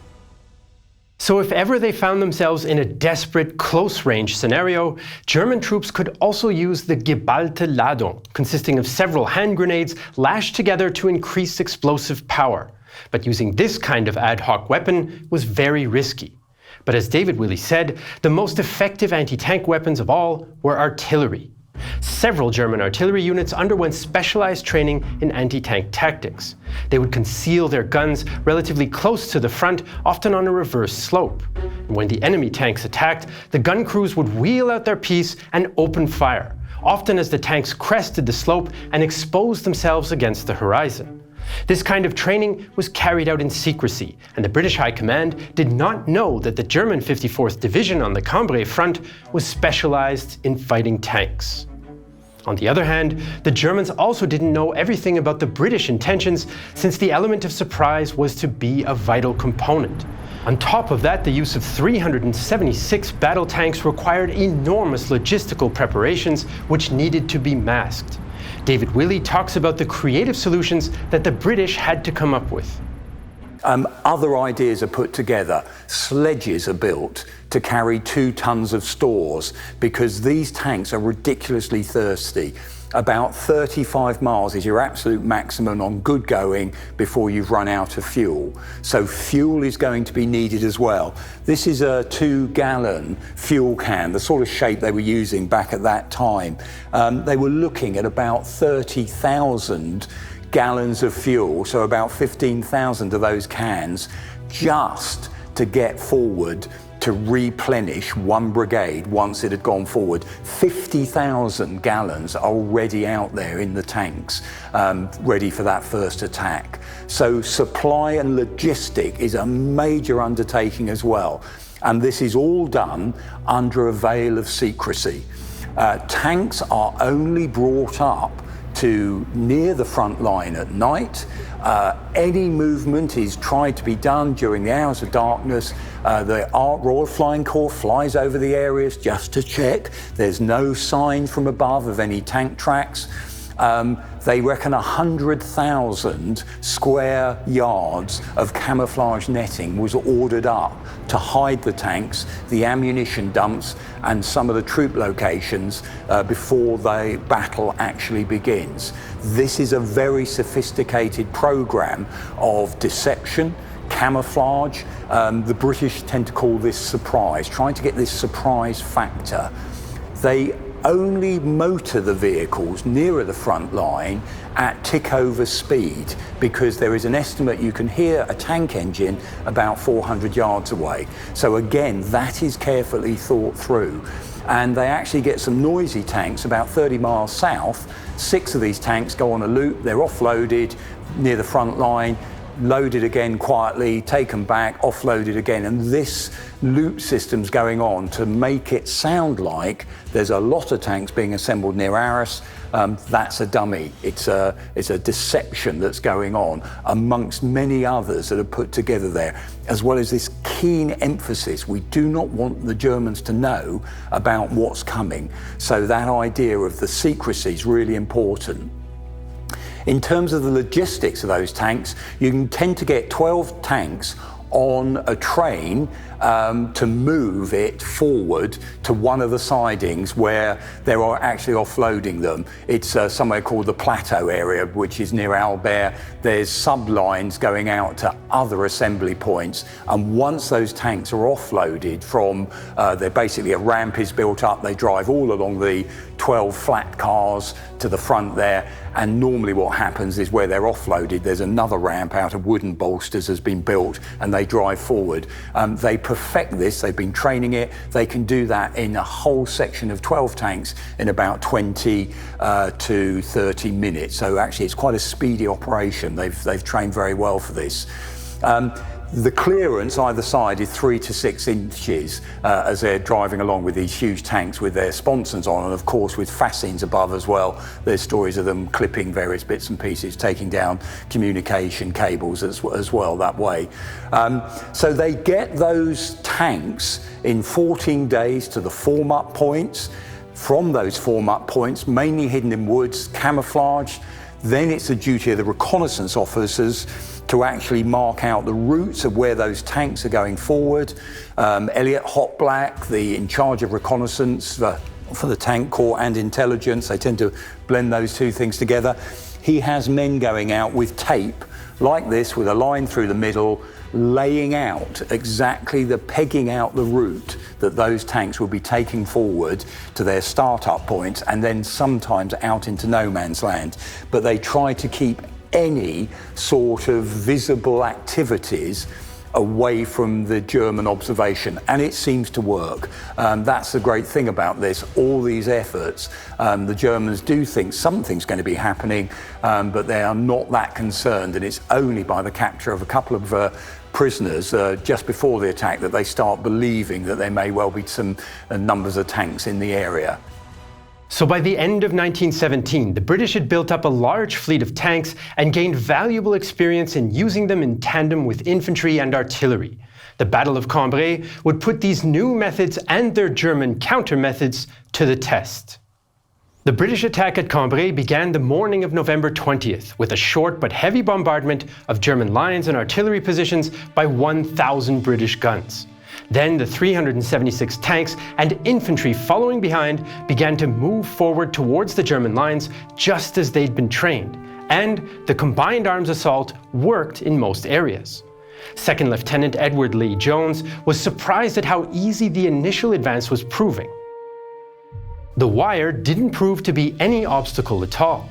The artillery had done their job very well, and the element of surprise, the heavy gas shelling, no preliminary bombardment at all, had made it almost a cakewalk, one might say.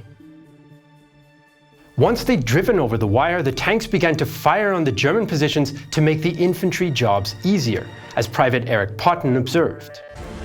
The tanks were shooting up the German trenches. Then the infantry coming on behind mopped them up. On the German side, the success of the combined arms assault was also clear, from the front line to the rear commanders. Lieutenant Heinrich of the German 9th Reserve Division described the effect of the coordinated timing between artillery and tanks. After about an hour, the artillery fire went beating towards the rear. At once, I raised the alarm. In the same moment, enemy tanks appeared in our first line. German Field Marshal Crown Prince Ruprecht would later write about his surprise at the speed of the British advance, given the modest performance of the tanks in earlier battles. I never expected tanks would be able to break through so fast. At first, the British made swift progress, and for the first time in the war, the church bells rang out across England to signify a great victory. The cavalry was even moved up to exploit the long-awaited breakthrough. But Cambrai would not be the battle that won the war and broke the deadlock of trench warfare on the Western Front for good. Overall, the British advance slowed and eventually stopped short of its objectives. British commanders made mistakes, there was a breakdown in coordination between infantry and tanks caused by officer casualties, half of the tanks were lost on the first day alone, there were not enough reserves after losses in previous battles, and the British had to send some units off to support the Italians. British infantry following the tanks also proved just as vulnerable as ever to machine gun fire, as Major Douglas Wimberley observed. Tanks had got into both village and wood to find them bristling with machine guns. These did not bother the tanks, but mowed down the infantry if they tried to advance, and the Boche machine guns were too many and well hidden for the tanks to deal with. They quietened down when the tank was near or its very limited field of vision was on them, only to fire again when it passed. Very good and brave work, too, by the German machine gunners. Determined German resistance also helped stop the attack, including artillery and infantry units trained in anti-tank combat, engineers who blew key bridges over canals, and fresh reserves moved up quickly by rail. German anti-tank units played a particularly important role stopping the British at Flaglor Ridge, but the resulting legend of a single German soldier taking out multiple tanks is hard to confirm. Lieutenant Fischer of the Fusilier Guard Regiment recalled how his men reacted. "We heard a strange roaring and clanking coming from the wood. Then, from out of a clearing, spitting fire and puffing smoke, came a mail tank. Initially, some men wanted to drop back into the shelter of the sunken road, but they stayed put when they saw that others were holding fast. Anti-tank ammunition was brought out, a murderous rate of fire was opened up, and bundled grenade charges were made ready. Flare rockets were fired to inform our artillery about the appearance and whereabouts of the enemy. The response from the fortunately numerous artillery within range was prompt and accurate." The British had broken through the Hindenburg Line, but could not get beyond it. The cavalry never swept past Cambrai as planned. Instead, a German counterattack pushed the British back, and by early December had retaken most of the ground that had been lost. To do this, the Germans used the infiltration tactics and their famous stormtroopers. The British weren't the only ones who were learning. Both the British and the Germans paid a high price for successfully testing their methods. 44,000 British and between 40 and 50,000 Germans were killed, wounded or captured in just under 3 weeks. Mostly because of the massed use of tanks and early British success, Cambrai has been the subject of much discussion after the war was over. Winston Churchill even held it up as an example of how things could have gone differently earlier in the war. Accusing as I do, without exception, all the great Allied offensives of 1915, 16, and 1917 as needless and wrongly conceived operations of infinite cost, I am bound to reply to the question, what else could have been done? And I answer it pointing to the Battle of Cambrai. This could have been done.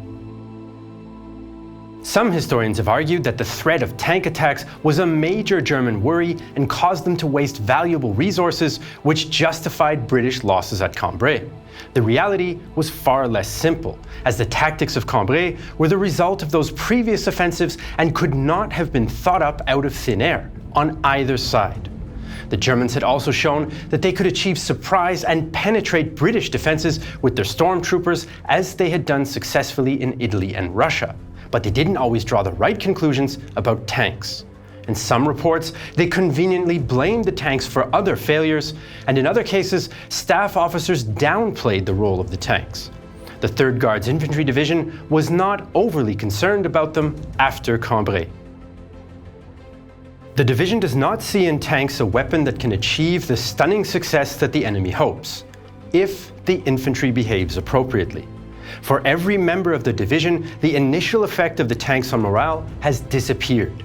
Whether the introduction of tanks in a coming offensive of ours is necessary will depend on the quality of opposing troops and their countermeasures. German Army Corps Arras was also not particularly impressed, even though they'd taken the blame for being surprised on the opening day at Cambrai. Despite the unquestionable success of the tanks on November 20th, the tanks seem to be a very doubtful weapon that does not guarantee success, since countermeasures against them can quickly be found. That same report went on to predict that the British would use tanks wherever the terrain allowed it, and that there would not be any more quiet sectors on the front from now on. These reactions show that although the Germans had a healthy respect for the tank's ability to temporarily frighten their soldiers and achieve some tactical success, overall German commanders underestimated the weapon. It's understandable that they wouldn't have been particularly concerned after the ineffective use of British tanks on the Somme in 1916 or at Arras in early 1917, but Cambrai should have made the tank's potential as part of combined arms war more clear. The Germans were slow to pick up on evolving British tank tactics and what these meant for 1918, and they had no idea that the British were also developing more mobile light tanks to exploit success. The Battle of Cambrai did not end the Great War, and the tanks were not a miracle weapon that could bring about a conclusion on their own. But for the British, Cambrai showed what breaking the deadlock would look like. Combined arms warfare involving artillery, air support, tanks, infantry, and cavalry working together would be the key to victory and an important sign of the evolution of warfare, a modern style of war that would not seem out of place in any conventional 20th century conflict. Despite the church bells ringing out for Cambrai, the British public was tired of the war. The home fronts of all belligerents, except the US, were under strain, though only Russia collapsed entirely. Many feared a revolution in Italy, especially after Caporetto, and anarchists and leftist riots left dozens of dead in several cities. In Germany, Austria-Hungary, and the Ottoman Empire, high inflation and food shortages due to economic mismanagement and the Allied blockade continued, and Italy and Russian cities also faced dire shortages. For example, wheat production compared to 1914 fell by 43% in Germany, 88% in Austria, though it increased by 17% in Hungary. It stayed the same in Britain, but fell 17% in Italy and 52% in France. France, Britain, and Germany were also rocked by strikes by workers seeking better conditions or pay, which they often got. Strikers with political demands, like those who demanded an end to the war in Germany, were usually forced back to work. One Tunisian worker in France wrote to his parents, "Misery descends on us day and night, and I can no longer sleep because of overwork. We are 6 workers on a large expanse of land covered with a plant which they call sugar beet, and for such work you need camels, not men." Despite the labor unrest, most countries increased industrial production in 1917, except Austria-Hungary and Russia. For the first time in the war, Britain outproduced Germany in explosives, 186,000 tons to 144,000. It was dangerous work, as evidenced by the Halifax explosion in December, the largest man-made explosion before the atomic bomb. A French munitions ship caught fire after a collision and exploded, leveling parts of the Canadian city, killing 2,000 and making 20,000 homeless. In Canada and Australia, the question of conscription became acute due to heavy losses and fewer volunteers. Australia held a plebiscite in October 1916, but voters said no and the government fell. Canberra tried again in December 1917, but that plebiscite failed by a wider margin. The campaigns were bitter and revealed the country's divisions. Protestants, British and middle-class Australians largely supported conscription, while Catholics, Irish and working-class Australians mostly opposed it. These divisions existed in Canada too, plus the split between English and French speakers. French Canadians mostly opposed conscription because they felt fewer ties to the British Empire and because of policies like restrictions on French schools outside of Quebec. Nationalist politician and journalist Henri Bourassa did not mince words. In the name of religion, freedom, and loyalty to the British flag, French Canadians are urged to go and fight the Prussians of Europe. Will we let the Prussians of Ontario impose their domination as masters, sheltered by the British flag and institutions? The opposition Liberal Party broke along linguistic lines, with most English Canadian Liberal MPs joining a union government with the Conservatives. The Unionists then extended the right to vote to women, but only those who had relatives in the army, and they called an election for December. Campaign rhetoric painted French Canadians as slackers. The Unionists prevailed, and conscription began. Overall, democratic states were better able to manage war weariness in 1917, in part because they had financial support from the United States and better access to global food imports. The US home front, on the other hand, brimmed with energy. The government created the Committee for Public Information to oversee a massive propaganda effort using techniques from advertising and public relations. In May, the government introduced conscription, which the population mostly accepted, although it met some opposition among immigrants, indigenous, African Americans, and some farmers. The general war weariness in most countries and the stalemate on the Western Front led to some efforts at peace, partly inspired by Wilson's January Peace Without Victory speech. The same month, Kaiser Karl of Austria-Hungary began separate peace talks with the Entente through his brother-in-law Prince Sixtus of Bourbon-Parma. Karl even agreed to support French claims on Alsace-Lorraine, the creation of a new South Slav state, and to give some territory to Italy. But the British, French, and Italians broke off the talks, which remained unknown to the public for now. In Germany, some politicians also wanted to put out peace feelers, but the military objected. In April, Ludendorff and Hindenburg convinced the Kaiser to stick to maximalist war aims of annexing much of Russian Poland, the Baltics, and Belgium. In July, the Social Democrats and Catholic Center parties used their majority in the Reichstag to approve a resolution for peace without annexations and based on international organizations, causing Chancellor Bethmann-Hollweg to resign. But the resolution led nowhere, and government-controlled press supported the war. Every time a German says the word peace, it's a trench lost. Every time it echoes in the Reichstag, it's a battle lost. Every time a chancellor offers peace, it's an army lost. In fact, the war spreads in 1917. Brazil joined the Allies because German U-boats torpedoed its merchant ships and to protect its alliance with the US. China also declared war on Germany and Austria-Hungary, since it wanted to recover Tsingtao from the Germans and gain British and US support against Japanese expansionism. Instead of soldiers, though, China sent the Chinese Labor Corps to Europe, 140,000 workers who helped the Allies with anything from moving supplies to recovering knocked-out tanks. The Russian Revolution gave other peoples the chance for freedom. Finland, the Ukrainian National Republic, the Crimean People's Republic, the Moldavian Democratic Republic, and a Kazakh state all declared independence in 1917. Though the Bolsheviks and the anti-revolutionary White Russian movement rejected their fragile sovereignty. 1917 saw the war remain a brutal attritional slog, even though none of the major offensives had attrition as their main goal. For Britain, 1917 was the deadliest year of the war, with 299,000 deaths. For the French, it was the least deadly, with just 140,000. The new ways of warfare practiced at Riga, Caporetto, and Cambrai did hold the potential for a military decision, but the war had continued to totalize, as Ludendorff recognized.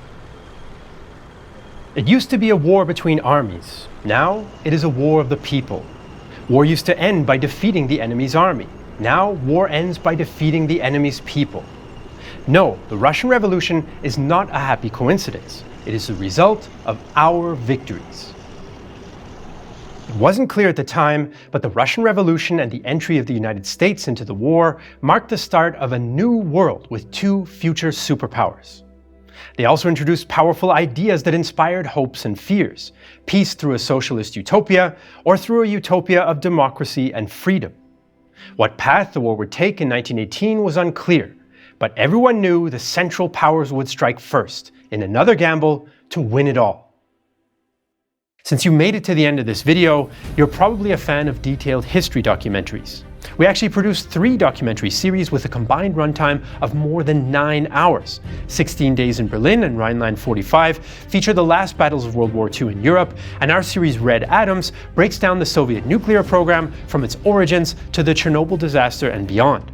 Unfortunately, we couldn't upload these series to YouTube, where we have to navigate advertising guidelines and the almighty algorithm. So where can you watch 16 Days in Berlin, Rhineland 45, and Red Atoms? On Nebula, a streaming service we're building together with other creators. If you sign up at nebula.tv/The Great War, you can watch all our documentaries, including everything we upload to YouTube, ad-free and in 4K resolution. And all that for just $36 for an entire year. Nebula is available on smartphones, Apple TV, Roku, and more. A year of Nebula is also a great gift, by the way, and with the holidays fast approaching, you can gift a loved one a year of smart creator documentaries from us or other creators like Epic History TV and their incredible coverage of the Napoleonic Wars. Whether you sign up for Nebula for yourself or gift it to someone else, you will also support our work directly. Again, that's nebula.tv/thegreatwar for 40% off and just $36 for an entire year. If you want to learn more about the First World War by year, check out our other videos on 1914 and 1960. As usual, you can find all the sources for this video in the description below. And if you're watching this video on Nebula or Patreon, thank you so much for the support. We couldn't do it without you. I'm Jesse Alexander, and this is a production of Real Time History, the only history channel that's really glad it's not 1917.